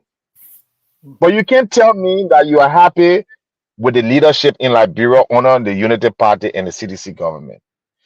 You can't tell me that you can't look in your Congress and your other young people walk the streets of Monrovia, look at the desperation, the destitution, and tell me that you are satisfied with the level of leadership that which is being provided by your party or your associate or your leader. So when you see those things, I'm not saying leave your party, but maybe you need as someone who I believe cares for your country and your future. Liberia today GDP is 4 billion. Okay, Somalia that in war. Somalia don't even have a government. They in war. They've been fighting for the last I don't know how many war. Their GDP is 10 billion. Okay, Burkina Faso and Mali that right now they got war going on. They're at 19 billion. These are realities. When Liberia will even get to 5 billion or 6 billion, so because if the economy is small and it's not growing, the suffering will continue. If the government is taking almost 80%, the few people in government, your leadership in government, they're taking they're draining every penny out of Liberia. They are multi-millionaires, some of them, getting $10,000, $15,000, while your parents in the interior don't even have drinking water. While your family members, your friends in school going to the university, don't even have proper desks or proper books or whatever, or library or computer. If you're fine with that, then you have no issue. But if you're dissatisfied with that, then I caution you now to reflect and say, Where did you or your party go wrong, and what can you do to change that? You don't have to support me. Like I said, I'm not a politician. Yes, I may Legend, can I participate in an election. ask a I may follow-up question? participate in an election because I want a certain change. That's what advocates do. But I'm not a career politician. I've never been. I'm a businessman. I'm an entrepreneur. I'm a tech guy, but I cannot see what's going on. You need to participate in the political structure if you want change. And that's why I'm there. So I'm sorry if you feel offended, Oh, but no, this is I'm not not a offended. personal attack on anybody or any. Yasini here is my sister. We go way back. We disagree politically on a lot of stuff. But if I see her doing something that's positive, I will support her. Exactly. And that's what we need in our country Like you to move just, the country forward. I agree with you. And like you just acknowledge her work done in terms of the War and Economic Chronicle. As my sis Yasini, I feel so honored having you on the platform, sharing the platform. You considering Maybe because you having harassed me to get up from my the beauty issues sleep. done. Yeah, and Mr. Toure, you've listened to the brother provide his clarity on the issues. What are you to add? If you are to add anything, do you have anything to contribute to all he said to Vasco? Young people, he want to see more young people in influential positions, and if they're competent and capable of occupying, he want to see young people being looked at in a positive light. You want to see young people do well in society. He want a change in terms of when he said Unity Party and CDC failed the Liberian people. He felt that the reign hasn't done much to better the country. Just your own take. You agree with him, disagree, or you want to add on to anything he said? You are muted. Sorry. We cannot hear you. Try again. Okay, we'll come back to you. Amy, did you have a hand on? Go ahead. Yeah, I'm confused every time when people say that certain party. I know Josh Weir just left power, so you can say the CDC government destroyed the country, right? If another person wants to come and run on that party, from let's say for example, Mr. Cummings, right, want to come in to the CDC or be the political leader of the CDC party next election. Should we hold Mr. Cummings for what the Judge Weir government did, destroying the country the way it happened because he's running on that party ticket? I think it's unfair for people to always say that this government is like here. We have Republicans and Democrats. Everybody have their own ideologies. They come in. I mean, they're all something the same way, but another president have his own thing going, and the only thing to share is that party. So if you say another person did what Judge Weir did, and then Mr. Cummings is coming in, and then you say, oh, Mr. Cummings will not be a good leader because the CDC government last year they destroyed the country. I think that would be unfair to Mr. Cummings because you haven't seen Mr. Cummings lead before. You haven't seen him ruling as leading as the president before. So you want to put that crime on him because he's coming as the political leader of that party that just left.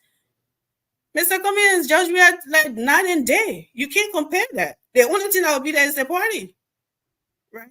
Then you will not look at Mr. Cummings and compare the judge. God forbid. I never support Mr. Cummings in the election, but I would be so I would be so much wrong or lying if I sit here and tell you that because Mr. Cummings coming on CDC ticket, so he would be just like Judge Weir. That would be an insult to him. Complete disrespect to him. So it's really bothered me when I hear people say because Johnson certainly came on the Unity Party ticket, so another person that coming on we haven't even seen what this man would do. Okay, he's just starting. Why are we taking that down? Yes, he was the vice president, but like you said, he was the vice president, right? Now he's the president. Give him the chance to lead. Why can't we do that every time? Oh, because this person did. No, I think it's unfair for the brother Alice to sit here and say these two parties. No, it's unfair to say that. I'm not a united party. Something like we all are. We supported somebody in the election. This is my first time even paying attention to Liberia's election, because when I went to Liberia, the way I saw my country, I was like, no, this dude has got to go. I had to peek aside and support. So that's what I did. So I'm not going to take what Ellen Johnson certainly did and put it on boycott until he shows me, like this is what he did to like her and run the country into the. I didn't know her ran it into the ground. I mean, she did some good stuff. We're better than George we are, but she did a lot of bad stuff as well. So until a boycott can show me that, I'm not going to crucify him for what Ellen Johnson did. I'm not going to do that. And I just hope like people just get off the narrative like, oh, because you're running on this party ticket, so the first guy that was there or the first lady that was there that messed it up, so you too, you're part of that group, you would mess it up too. Let's give everybody. I will not want for somebody to pull like to say me and my sister that yeah, sitting here we on the same platform with something and say, oh, Amy did something, so says that she will do this. That would be unfair to her. Let her show herself for who she is, and not blame her for what I done because we share the same platform or something like that. So, with that being said, the last time I think we was on here, I said, congratulations to Sis like Yasini about her involvement in World Economic Crime Code, and I take up my hats to her and that the people that fought from the beginning to have this thing to come to light, even though it may not have happened at the time because the leaders then did not think that it was something because it was somehow involved. They didn't want to bring it to something, but now that it is, and we all are seeing it going on, and we said, okay, it's a good thing. We Alice was right for us to also give these people who started as a grassrooter, in the whole thing, to give them that flower and something, even though we haven't gotten there yet, it's not over, but for their effort Right. and for that work they did. So yes, and I just want to say thank you so much as well.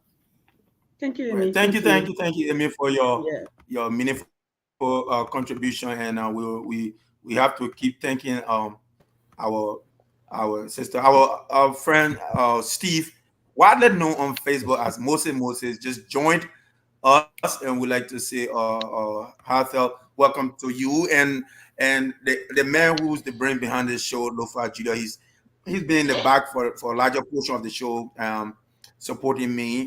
He's the one running the back aspect of this show. So I'd like to say welcome to the two of you guys. I would like Steve, I would like you to do a formal introduction, considering this is your debut on program. Thank you for the invite. I think this is my second time following this show. I want to thank my boy. I was referring me being on the host. It's your first time on the program with me. Go ahead. Yes. Thank you so much for the invite. I see my Oma here, so I will behave. I'll put myself together. I'll put myself together. You know what I mean? Good to see everyone. Good to see you. It's been a while, bro. As I always say, the Liberian people are the most important people on earth. I would say most importantly, the Liberian women are the most beautiful women on earth. And I think you can see the evidence of the Liberian women being the most beautiful women on earth. We have the two women on here. I challenge any one of you men to dispute that.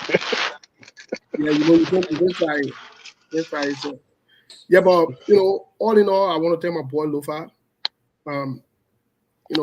This particular station, I'm not a stranger on this station, but on this particular show I am, like the host said. And I look forward to the conversation and, my Oma here. So, like I said, I'll put myself,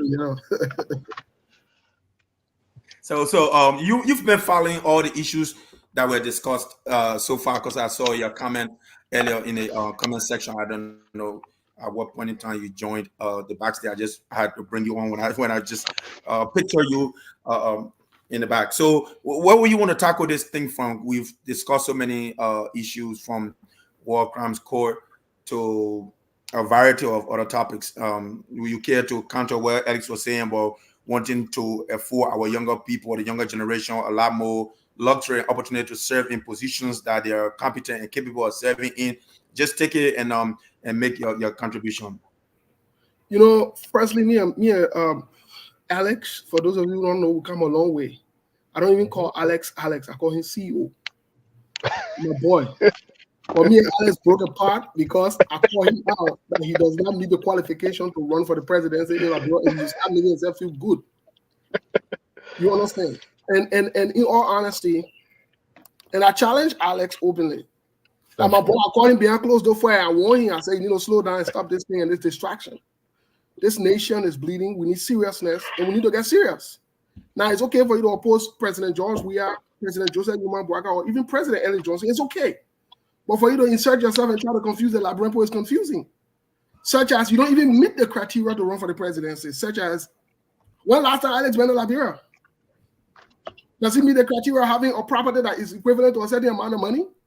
Has he lived in Liberia for 10 years? So you see, when we start to have these conversations and we want to be serious, then the first thing we got to do before we even criticize other people, let's establish some form of seriousness. Because that country we're talking about here, they're not state, they're not community, event we're going into. That entire country, for somebody to wake up one day because they ate burger or because they got food, they say they won't be president, pass around and print on a flyer and get a couple of little children behind them bouncing and they say, oh, they won't be president, everybody follow them. That's a joke.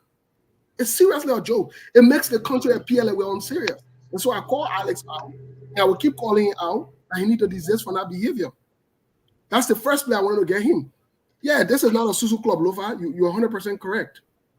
So to tackle the issues, I listened to a couple of people who spoke. Unfortunately, I cannot be on a show as I wanted to be. And I thank you for the invite. Next week, I will allocate time. And as you can record, the first time you ever reached out to me, I think it was 2 or 3 hours ago. Right. And I told you I'm constrained. I will probably not be able to make it. The method that you are here, we appreciate you. Right. I only pop in just to show fear and to show respect. But first thing I wanted to establish, because we can go into detail and in length, first thing I wanted to establish is the Joseph Numa Boakai-led government is not only disappointing, it's frustrating and confusing. You see, if you've been a mechanic 10 years or more, we're not saying you ought to fix all the cars, but at least you should have the basic understanding of cars or issues that are wrong with cars. Again, now all the cars will be able to fix. So if Joseph Numa Boakai, an age-old problem, if you look at the deliverables, first of all, the word deliverable in itself means something that you're done, you're giving it out, or you're presenting it. That's what deliverables mean. The Joseph Numa Boakai, go look at what Joseph Numa Boakai read. I have a copy of the transcript. Joseph Numa Boakai said nothing about the 100 days deliverable that he spoke about. That for me is total confusion. It's discombobulation. And we can say Joseph Boakai is experienced. The only job he's done in his entire life, that politics, running of government, starting from institutions, going to ministry, turning into being vice president, second man in command, the closest you can get to the presidency. And Joseph Boakai cannot even hit 90-day deliverables to even pinpoint something in there. The first objective that he had on another, he had 12. The first one was the rule of law. First of all, Joseph Boakai did the same thing George Weah did, but he has the audacity to criticize George Weah. He sneaked when he presented his assets in a brown envelope. George Weah did a similar thing. It's disgraceful. It's embarrassing. The audacity for my brother to sit here on the show. I'm not my brother Toure. I think it's Toure. We met a couple of times in New Jersey. To sit here and want to make this go as a political conversation, he should be ashamed to even be speaking on it. Joseph Boakai did not declare his assets to the Liberian people as he said he would. That's a lie. The second thing, they plan their own inauguration. Inauguration is your own party, your own thing, your own celebration. They plan their own party. They stole from themselves. They poorly plan their own party. They can't even account up until today. The inauguration ran confused, discombobulated, and it was one of the most frustrating inaugurations to the point that Joseph Boakai had to fall down and all do an inauguration and brought disgrace on the country. And I see some of you are still passing around with the nerves to want to lecture us, to want to blame CDC. That CDC play your party. That CDC play your inauguration. You know, we need to get serious, eh? If we want the country to move forward, then we who support the president, when they do wrong, let's say that they're wrong and it is shameful, embarrassing. The last part I want to address is the whole one economic crimes code thing. It's a joke. It's a joke. Let me tell you today. You know, how so? You know, I want to challenge the CDC, the United Party-led government. There were 2 documents Joseph Boakai needed to sign. We interviewed Dr. Alan White. I had the opportunity and the privilege, along with, I will not call the other people names. Some of them are members of the platform. Some of them are part of the platform. Some of them are aware of this. I had the opportunity to be in that meeting. I will not call their names. If they choose to call their names or identify themselves, it will be on them. But for the privacy and security, I wouldn't call their name. I had the opportunity to sit in a meeting with Dr. Alan White. And we had similar conversations. We preempted this game coming from the Senate, Joseph Boakai, and the United Party-led government and other people who supported him. We asked them, how is this thing going to be? You know what? There are 2 documents they needed to sign. And this is a process. You can research it. This is the process that is done in the issue of one economic crimes court. You sign 2 documents. One goes to the United Nations. And the reason for that is the United Nations has the jurisdiction, regardless of which country you are in, to be able to facilitate this process, to make it easier and so forth. The second one is the order that the president issues to the nation and to the world at large. It does not come with all that plenty of red thing you saw, all that thing you saw where the president office will do the one, do that one. No, it shouldn't even say that. In fact, we on SKTV have copy of those documents signed by Joseph Boakai. That all we needed were 2 documents. Joseph Boakai in cahoot, and I'm not missing my word, with Senator Yomli Kanga Lawrence, Darius Delon, Bernie Samoka, a convicted criminal, and what the other one name? What the other guy name? I'm just forgetting his name. These guys went behind closed door and concocted this document. In fact, they spoke to Prince Johnson and showed him that you shouldn't worry. They will kick this thing down the road. Does it make any sense that the Liberian people money we're using to establish the one economic crimes court? Does it make any sense to you for you saying you want the court to be independent, but you say the people should report to your attorney general? You know what they are doing? The same thing they did to the TRC, the undermine the TRC. That the same strategy they are employing to undermine this process. The people who did the TRC work, they are not saints. But yet, I'd say this to you. They did some tremendous work. They invested time. The Liberian people entrusted them. The world entrusted them. People invested their hard-earned money into that process.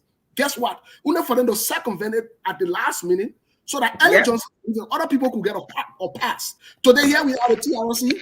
When you talk about this, and the people in the TRC now agree. And because they've seen legislature, they've seen people undermine the process. This is what they want to do with the one economic crime code. They think just should have been established.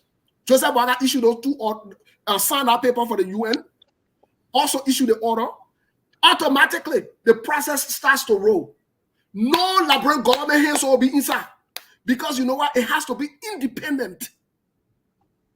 It has to be independent. So what Joseph Boakai did, and the reason he even did it fast, quickly, and speedily that way he did it, was because he knew he wanted to come to the United States. And shamefully and disgracefully, I want to announce on this show that he will be having meeting with some of the people. Look, this is a joke, my brother. But again, like I said, I will find time. Maybe we need to read a document one by one to the Liberian people on the show too. Then we can talk about it. Doesn't hurt. It doesn't hurt to do so. One by one. Because truly speaking, my brother, if you look at that document, what Joseph Boakai wrote, it's a joke that 2029 people are trying to secure. Normally, of Liberia. I'm being me. I don't go behind to talk. The way you see my right. Straight. I say you what. You came firing on all cylinders, and we like that. So let me inform another panelist to come in and chime in. I would like to respond to Mose. The two of you can respond to Steve, and Steve is going nowhere for this minute. He's here with us, so Yeah, go ahead. So for the record, I'm not a United partisan. Okay. I even though I supported them in the second round of I come from the LPP, right? Councilor Gongolo's party. Yeah, the Liberian People Party. But Steve is bringing a lot of emotion to this. I mean, I can see, you know, I can see the love. But I don't want to be, you know what I mean? I don't want to be a prisoner of the movement to just go off of my brother right now. Look, I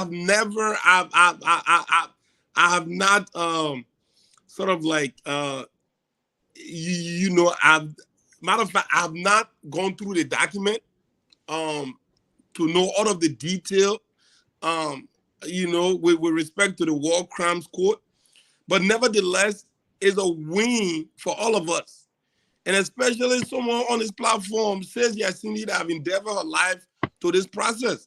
You know, when the bill was signed, obviously, a lot of people are even shocked when Sis Yasini came up with that lengthy post congratulating the president. A lot of people thought my sister not flip. You know what I mean? But it just get to show how much she appreciated that whole process, that she have devoted, you know, like so many of her lives to. But let me say this. Whether the war crime court is going to move forward or not, but just the mere fact that the president actually signed this thing, I think he should be commended for it in certain areas, Moses. And I know you appreciate this. We're talking about the process that claimed the lives of 250,000 Liberians, right? This is no politics. I think the Omer is really, really serious about this. You know what I mean? But we'll get to know the severity of this maybe down the line. But this is a serious business. You know, it really is.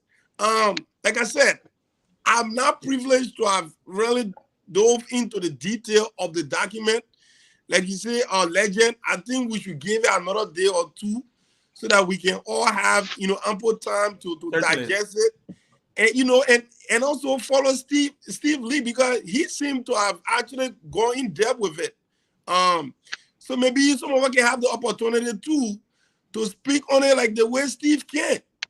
But if we try to go through my brother Steve right now, I think Steve will leave us down certain path right now, because we don't have the how do you call this, the research knowledge that obviously okay.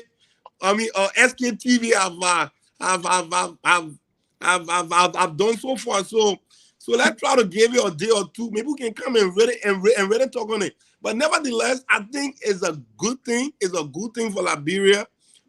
We know everything is politicized in the country, obviously. I mean, everybody's trying to get a chunk of political, schools, if you will. And that's what the country is. It's politically charged. It's politically polarized. No matter how better you think you have done something, someone will have a thing or two to criticize it. But at the end of the day, it's good for our democracy, right? It's good for our democracy. It's holding people accountable. It's challenging people. So it's good. I'm all for it.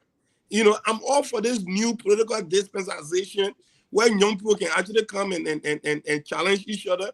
And I'll give it to my brother Steve.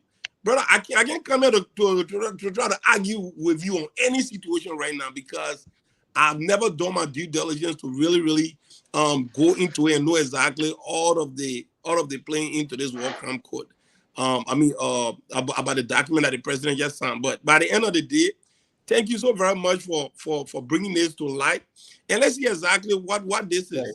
Because the new Liberia that we are cultivating right now is going to take all of us young people to change the trajectory or the course of action moving forward. And I'm all for it. Thank you very much. And thank you for your admission. And my brother Alex Jones, please. Okay. So I have done my due diligence and I've read the document, the signed copy of what Joseph Walker, what it is. It's Executive Order 131. Okay. And Steve is absolutely correct. In fact, I listened to SKTV and they did a expose on the document, stating that This is not the War in Economics Crimes Code establishment. When you read the document, I have it right in front of me. All it is it's an office set up for War in Economics Crimes Code that is going to look, research, and determine what are the rules and what are not. And then they're gonna have to go through a legislation. The problem with us, we don't read. Exactly. We don't like to read. It's a two-page executive order. And so I disagree with with SKTV. I think they're very biased, and I made that very public. But when they do a good job, okay, I will give them the credit for it. Okay, I know in Liberia where we have this loyalty thing where if you support someone or you support a party, that party can go wrong, that individual can go wrong. So Steve is actually correct on this. All right. Steve is also correct that my entry into this whole political thing, like I said, I'm not a politician. Okay, he said mention it here. My ultimate goal is not the whole position in Liberia. My ultimate goal is for the young people of Liberia to take hold of the country. For all Liberians, whether you're in the diaspora or you're in Liberia or you're in Unity Party, you're in ANC, you're in CDC, for you to have an opportunity so that we can grow our economy, so that everybody can be able to return home and build a country. Most people are in this for, I want my side to win. I want the other side to lose. I feel that I want government, they feel that because what has happened? Yes, what's happening in Liberia. The government has been the sole provider for economic means for the people. You get government job in Liberia, the government job, you're rich. Okay? It's the only act in Liberia. And because what is due to investment. They're taking the what belongs to the people and they're rewarding the political supporters. And what that has done is draw a wedge between me and Steve and the other person, the CDC and the other person. It's a careful, it's a careful orchestrated act by a few people, and this goes back from the Tower regime, right? Where we'll take the money from the country and we'll use it to pay you. So therefore, you have an incentive to support me. You have an incentive to support my party. All that will bring in the country will be destruction and long-term instability. I said it clearly. Until Liberian official can make $3,000 or less from the president down, you will always have instability in Liberia, because whether the person is doing good or not, there's an economic motive for me to criticize them so I can kind of get a job and make $15,000. That's what's happening. And this is brought on by the same politician, the same Ellie Johnson Sirleaf, the same, Joseph Boyka, they passed the bill. How in the world, in a country that people are living on less than $2 a day, a country that can't even pay the debt, the country got to borrow to pay their wages, teachers can get paid, the whole country is destroyed, no proper rule. How will you feel good paying people $15,000 and $20,000? That even more than people in Europe, in America, and Asia. The president of China, he officially paid that thing at $20,000 a year. Liberia presidents and officials make more money than even Western countries, and nobody's talking anything about that. Yeah, the people attacking me. Yeah, right. I'm the problem. You got a speaker here that was convicted of a crime, fraud. He's speaker of your country. You got a problem with you that Alice Jones got a problem with. Okay, so that's what's happening. We're all divided. We all want the country to be good, but what we're doing, we're saying that it's either my team or nobody else. So by the time I'm not on your team, then I'm the bad person. If I join your team today, I will get praises. I can tell anybody. I join CDC today, they will support me. I join ANC today, I will be the most wonderful person. I join Unity Party today, I'll be the most wonderful party. The only reason why you see somebody criticize me, because like I said, I'm not a politician. My goal is just for those policies that take the money for the country and develop it, build corporations so everybody can get a job.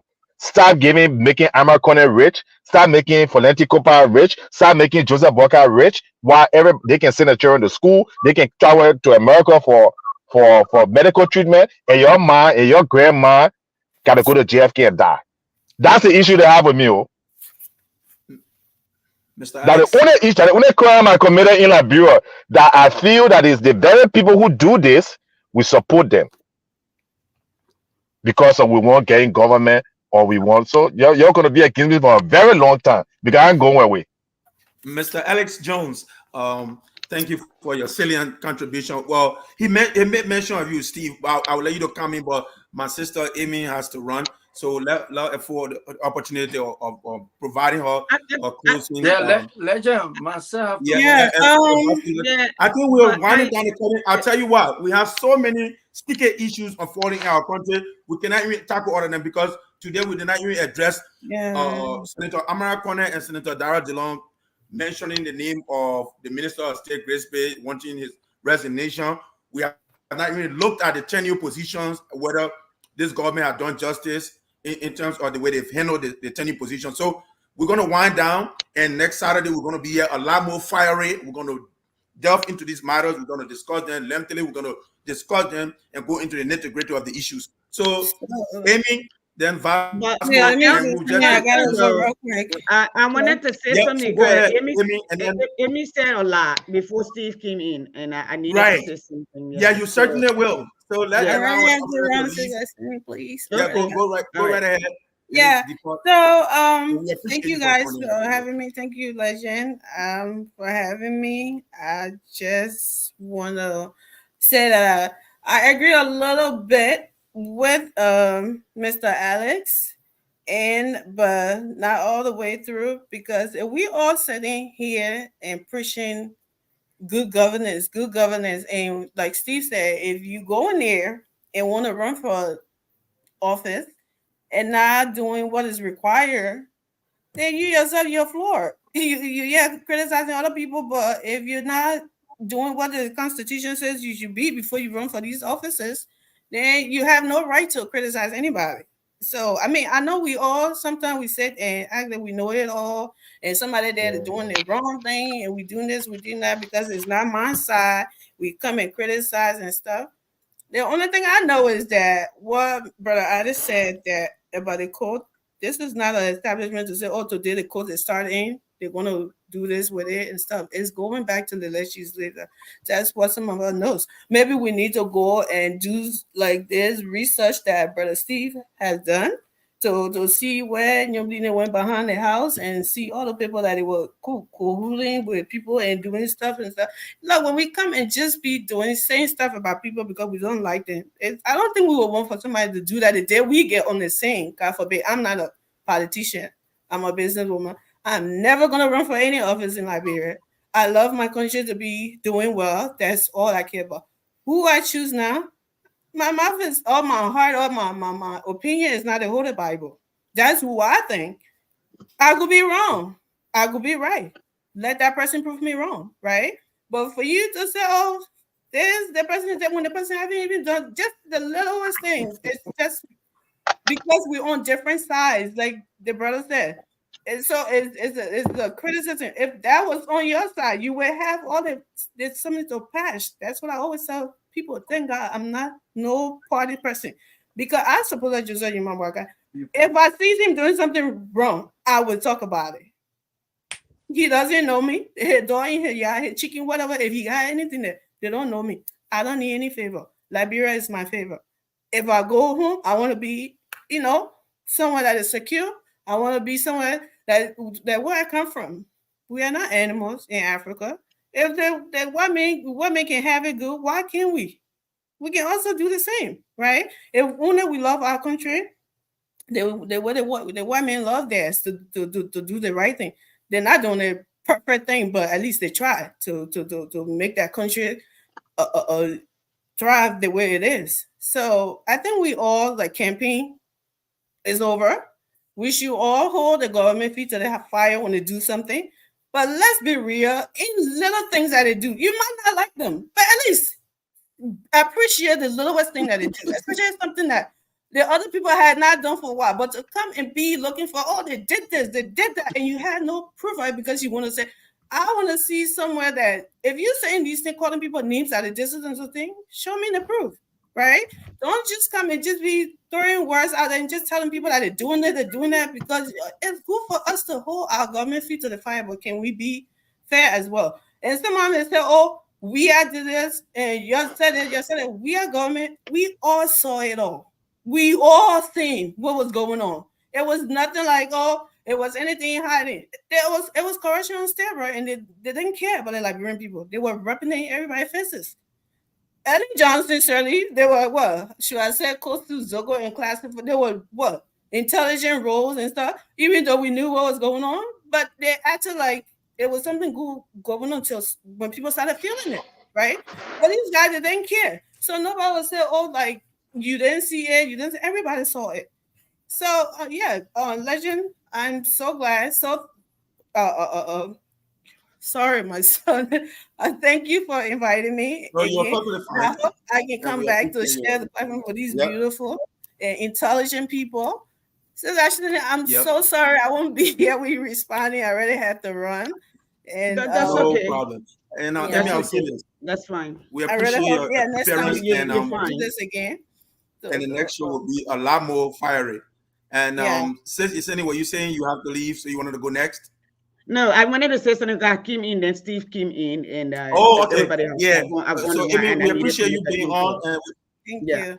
And we understand if you have to leave. So Vasco, you have to run. So you want to do it in under 30 seconds or whatever, if you may. Yeah, thank you, man.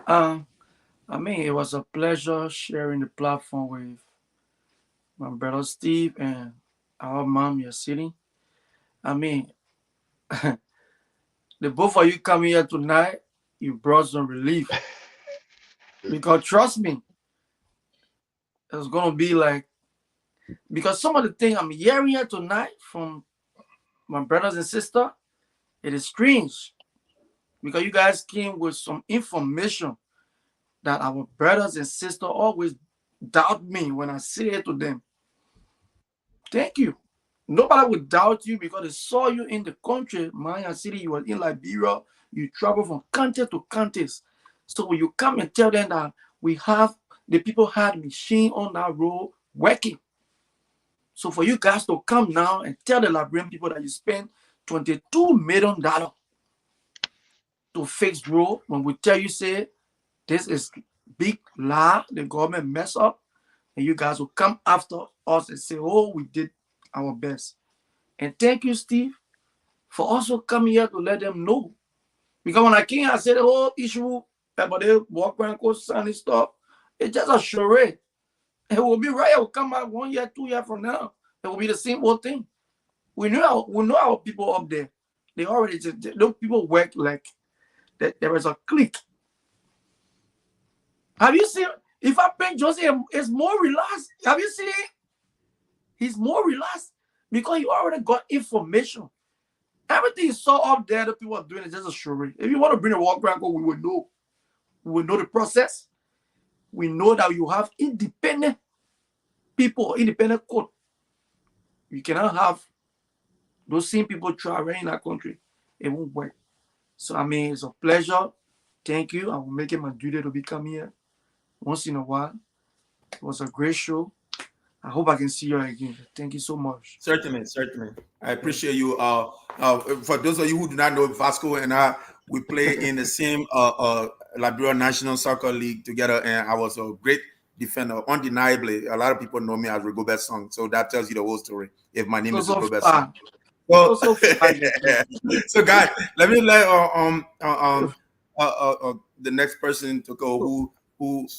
Whoever elects to assist. Yesenia don't want to wait for last. I would appreciate that. If you want to go now, the opportunity. I believe it was I. The But opportunity I is wanted all to yours. first Legend, but yeah. legend, you need to call low foul. Man, Yes, that made me look yes, small, my man. yeah. So yeah, I first wanted to address what Amy has said about people changing or going to a political party and people putting everyone in a category.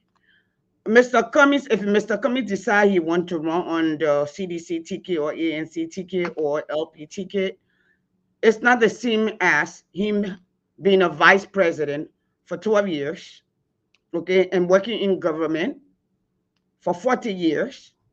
So if you, as an educator, if I go to any school in Georgia, I know what to expect. Okay.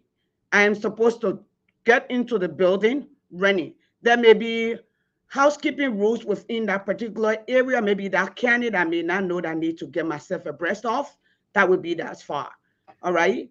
Mr. Cummings have never been president of Liberia. Mr. Cummings have been president or CEO of a multinational organization, an international firm, a multi-billion-dollar company.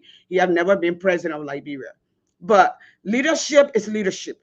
The three, we say 3T in leadership: transaction, what do you call it? Transaction, transformation, and what do you call it? Transition, transaction, and transformation.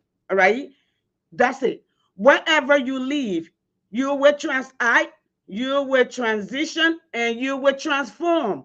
That's the essence of leadership. All right. If you told us for 6 years that you knew the problem, not just the symptom, we anticipate that when you come to power, you will jump in running. This is not the case here. All right? Here, case in point. You outline everything, but you come and you're telling us, give us 90 days is not enough. The government is still new. Let me tell you something. The government is new, but people are dying every day. They may not be your family people. People were killed in King George, shot broad daylight. They chased them down, the animals, okay, and killed them. We have heard nothing. During the election, we saw people being pulled down and beaten. One of the boys died only because he wore a CDC shirt or he wore a United Party or some other party shirt. We have heard nothing about that. No investigation going on. A man was mistaken for someone, even if he stole electricity, was beaten to death. We're yet to hear about that. The clock is ticking. Another 62-year-old man the other day in Breville was beaten to death by police. We never heard about that. Well, when Queen Johnson, who they were trying to arrest, she working on the port. We haven't heard anything. Okay, Grant that the Grand Judah people chased out of the university. Okay, Grant is being appointed to go lead the people as a superintendent. All right.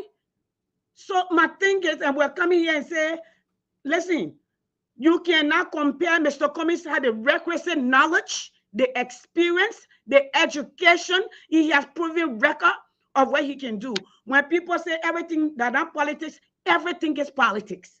Okay. When you live in the world of democracy, even if you work in the corporate, the workplace politics, advocacy and politics entwine, because politicians are those at the table who are making decisions. We are talking today about what economic crime score, right? If I'm at the table, I will be making that decision. So our life and livelihood depend on the decisions of the politician. So everything is politics. And when I hear people say campaign is over, for that season, yes, but this is a new season. The campaign to champion, okay, patriotism in Liberia still continues. The campaign to hold leadership accountable, to deliver, still continues. The campaign to speak truth to power still continues. Now, let me bring this to all of us. In 1970, Liberia and Japan had the same GDP per capita, literally neck and neck, okay? China in 1962 had a GDP per capita of what? About around $163. All right. China is competing with the rest of the world. China is assuming, they're looking at China to soon be a world power. Liberia has all the natural resources. The biggest mistake we have made, we keep electing the same kind of people with lies. All right. What Steve said, Like I said, I was at work. I only posted because I heard that the paper has signed. We had the conversation. We had a lot of conversation in the back end. Sometimes I fly from here and go to DC. All right. Sometimes I'm sitting here and I'm being called. All right. But not everything you can say. So in the TRC report, they lay out everything is there to go create a different office, for that office to create another office, for that office. It's like a gift in a gift in a gift that you're trying to unfold. All right. For me, it does. I'm not going to speak to it until I get all it, because I'm trying to go back and see where my other people up there think about it for me to respond to it. At this point, I'm not going to. I stay with the position that the mere fact that we are having this conversation, for me, is the beginning. The mere fact that Liberian people, because when we testify, they say Liberian people, they didn't want war economic crimes court. Okay, we went after and collected over 300,000 signatures. We took it to the Liberian MSA. The ambassador refused to accept it. I have the recording. All right, it was delivered in Washington at the Triangle Center, where the Congress, both the Congress, the White House, all of those buildings, the Justice building, all they are in the center where the press conference is held. That's where we had it to make that presentation. That single mode effort, I made a lot of way around the world that Liberian people do want this justice and accountability. So when they say the government is new, the government not new. Okay, right. This is Papa Bwaka was on a Rise TV in Nigeria, an international platform. He said he was the only one who can save Liberia. He's the only one who understands where Liberia had traveled. He knows the inner working of Liberia politics, where Liberia need at this point. He will do it. The first 100 days of any government sets the tune. If you remember when Joe Biden came on, they were projecting by December 1 million Americans were going to be dead. All right. We have over 500,000 dying. Biden said we will stop the bleeding. We will stop the dying. We will make sure America still working. We will keep America alive. And then we'll continue to work. Before he could take over, the vaccine were already coming out. People were believing, hope were being formed. All right. Obama in 2007. We had the crash of the market here. Obama said we will keep America working. All right. The device, there was a recovery plan that was laid out, spoken to, and published everywhere. Where is the plan? That has been my question. Until we can have a plan, that's why I'm listening for all these piecemeal. It's not working. It does not look right. And Alex, why I agree with you, we need to bring young people. But you know why? Confucius said, the strength of the nation depends on the integrity of the home. The young people are proud of the society, and most of Liberian young people are corrupt. They can lie. I was in places where I could understand the dialect. You hear them talk, they brought their money, we eat and vote against them. And they didn't know I could speak where they were speaking. I could hear them. All right.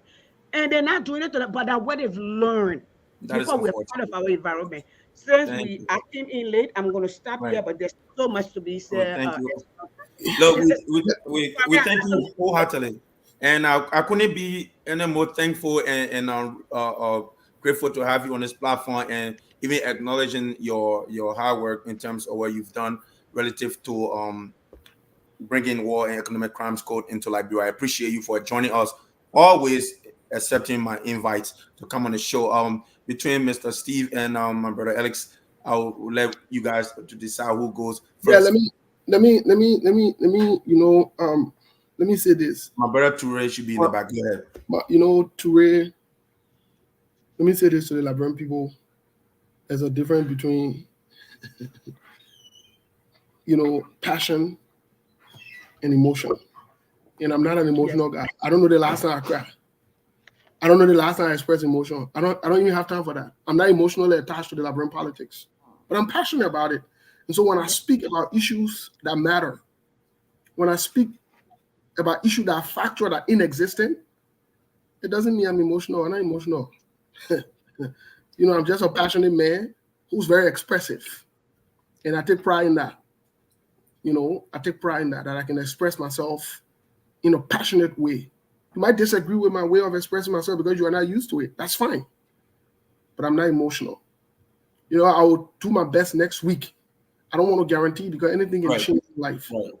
To chime in. You know, Alex, June, and I, like I said, we come a long way. We have disagreed on different things. Even when we work together on issues, we work together, we disagree. It's been a while since the campaign over. Alex June blocked me because he know I will call him out in public. He knows. And I follow him all around. In our local parlance, the people say, must you? Must you? He must. He must. That again. Listen. Alex June, but I am calling CEO, but things I will go on the post and go check, maybe and get you hard time. Just like stop ready on my post, I will still go there. You know, this is what we should do. Look, we should be able to look each other in the faces and hold each other accountable. You know, and I agree. I want to agree with Alex Jones on giving young people opportunities, but I want to also add up that we should give young people with proven track record who can do the job, not just any young person. Because if you look at some of the young people in our time, Nimile, what are the Mo Ali? Me, you see me, so I don't dress by. I can call name. What are the Mo Ali? What are the Patrick Honda? These people have behaved dishonorably, inconsistently. You can't get these people a job. You can't. They're not serious-minded people, and they can represent all the young Liberian people. You see it? So I agree, but let's do it in a discriminate way, wherein we pick the best from amongst us, the young people, to give them opportunities to serve. It's important. The fact that we can even gravitate towards a 79-year-old man to make him president in this dispensation, it speaks volume of who we are. It's a sign that we are losers. Oh, we don't like to hear that one, but that's the truth. Other people running away from their team, we're running to it, we're making excuses for it. Imagine somebody looking at you and say, what are the men dying? I'm dying. What are in the cast say we'll still put him there. Something got to be absolutely wrong with you and inherently wrong with you to make that kind of decision. And then we say Joseph Boaga supposed to play magic. So the failure that we see from the get-go, where there is no priority, where there is nothing going on, where everything looks confusing, discombobulated, we chose it. We brought this on ourselves. Joseph Boaga told you he was living on loan. You decide to elect him.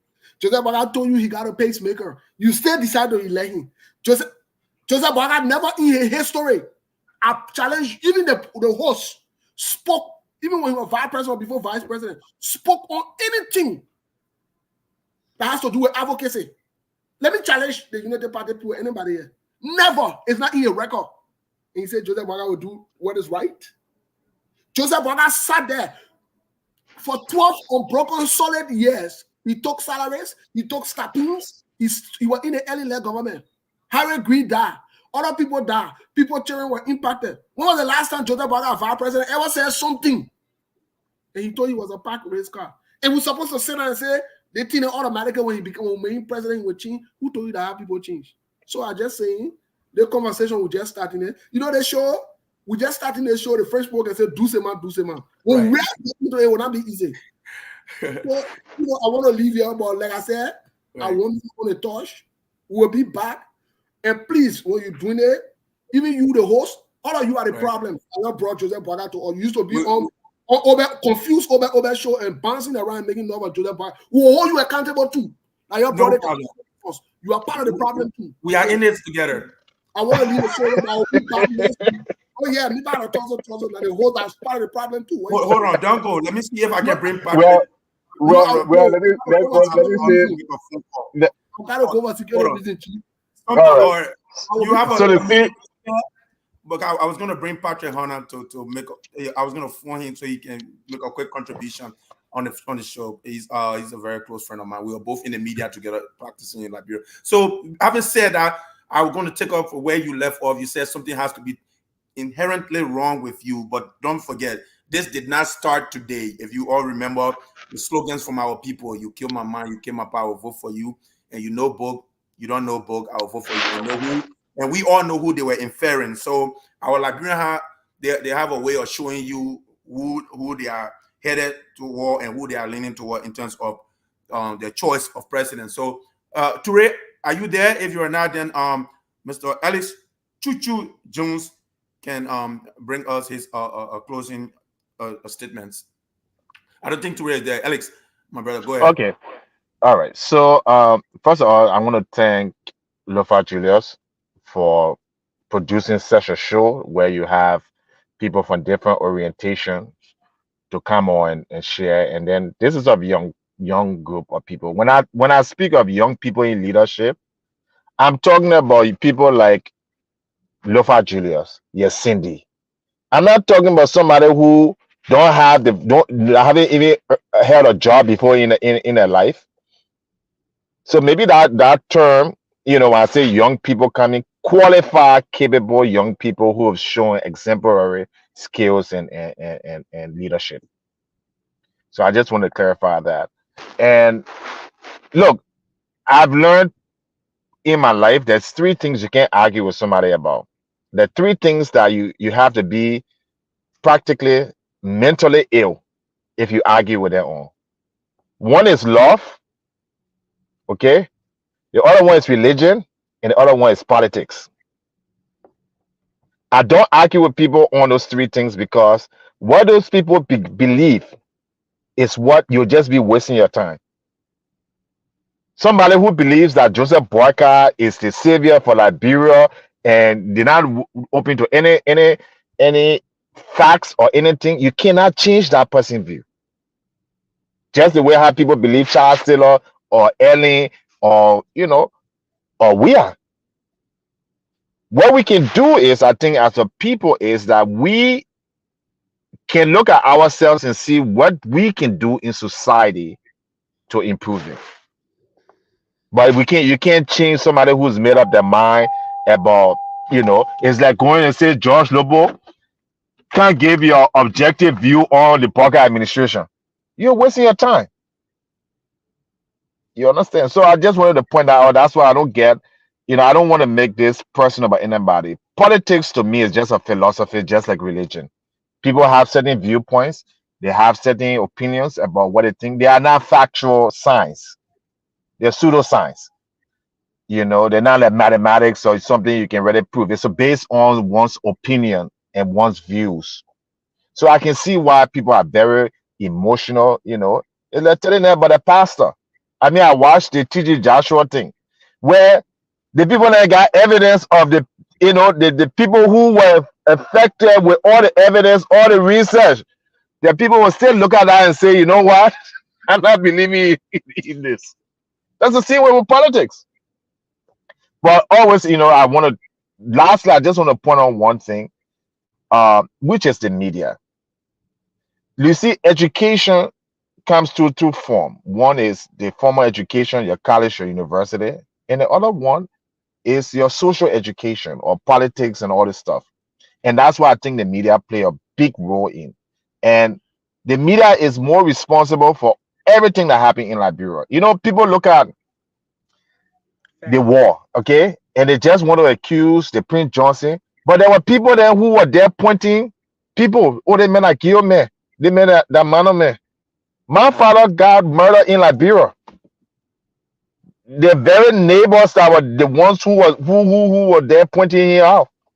So what are those people now responsible? They're just as responsible. And so the media needs to educate, and I think the media, in my opinion, needs to be independent, because if you don't have an independent media, you saw what happened in Rwanda. The 800,000 people who were killed, murdered, macheted, was because of the media. People wanted to air and call other people cockroaches and this and people. And so I hold the media in a very high esteem. And I criticize the media a lot whenever I see them one step. The thing is, you must decide what role you want to go on. If you want to be a media person, then stay on that role. You want to be a politician or a propagandist, then stay on that role. But you can't mix the two. You saw what happened with Stand Up Witherspoon. Yes, a man in the media that giving news and giving analysis, and the people are relying on for information. But on the cover, he giving $3,000 a month to a candidate, and you understand how are you gonna have a society? Everything on that media is deception. So those are the real problem in our country. It's like we are not honest. You are not honest with ourselves. All we want is that government largest because of poverty. And I'm saying that Liberia, in fact, the biggest problem in Liberia is we don't have qualified people to take jobs. Everybody who at least is an 8th grade student in Liberia should be working. You have 15 counties with no development. You got no teachers. You got no healthcare workers. Nobody should be fighting for a job, whether in government or not. But just because of bad management and because of the media and the politicians have pit people against each other.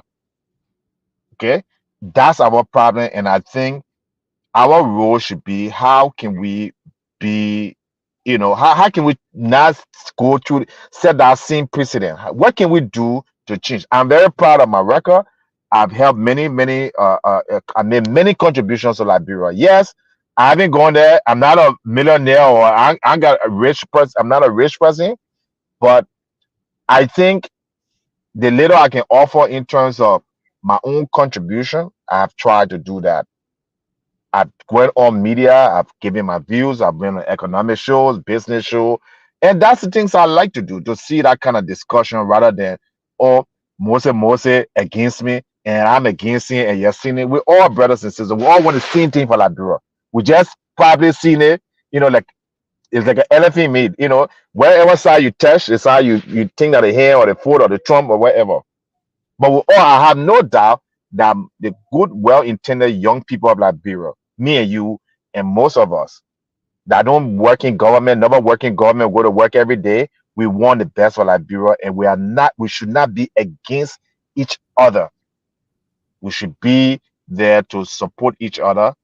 And everybody can be president at the same time. Whether Ellis coming, you gotta go. Poga gotta go someday. It's just a matter of time. We are king, you thought you couldn't go and you left. Ellis Johnson king. Even in this country, Obama, who would have thought about Obama today? Right. Obama here was walking on water. So time will come and time will go, but thank you, keep the show up, and please keep it independent. If you bring CDC people, bring Unity Party people, bring ANC people, bring independent people. As much as you can. Thank you. I appreciate you, Mr. Alex Chicho Jones. And first, let me laud you first for accepting my offer to join, because I reached out to you at the 11th hour, but you were very welcoming of the idea of joining the show once you seen what I was doing. So I appreciate you. I appreciate every single person who was in the comment section. We have a lot of people who were in the comment section. Global Governor, Sanaye Queen. Let me try to see as many people I can call. Baron Brown and River Says Pro.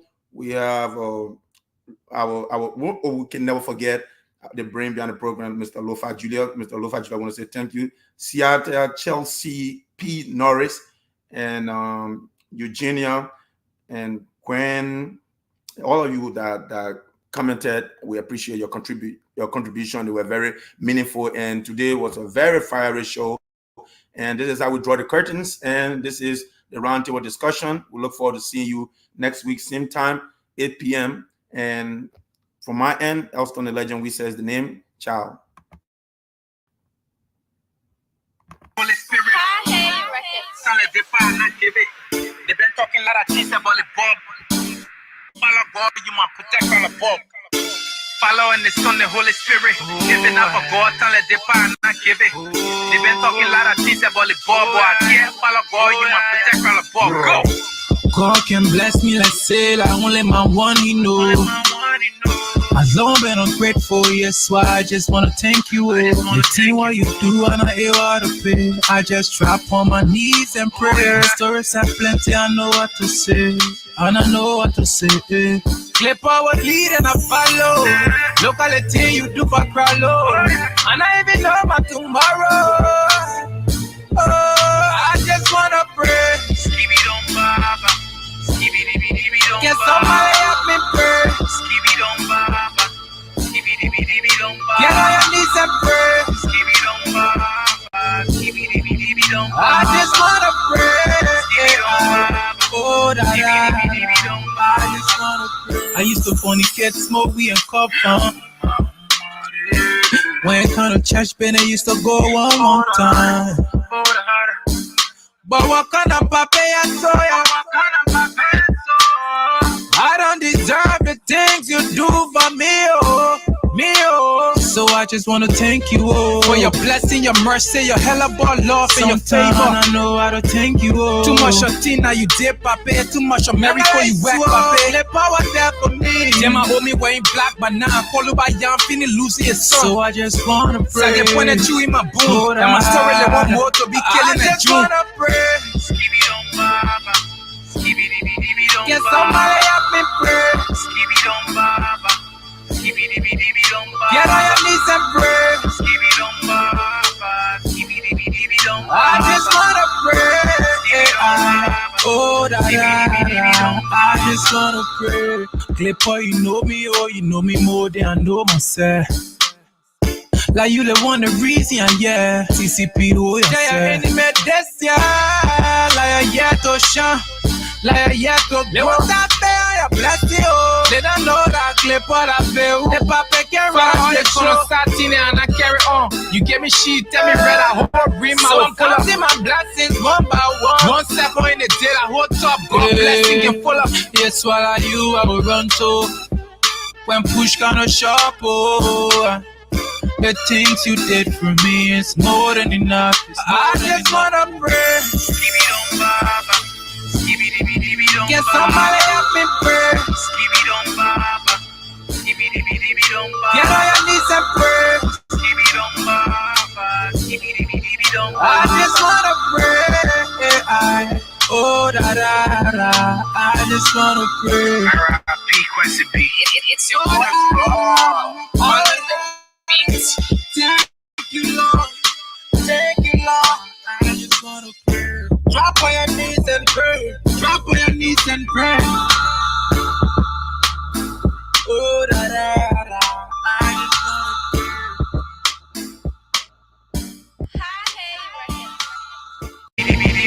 Get on your knees and pray. I just wanna pray. Oh, da da da. I just wanna pray. R.I.P. Quincy B.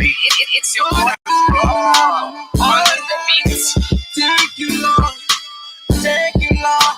I just wanna pray. Drop on your knees and pray. Drop on your knees and pray.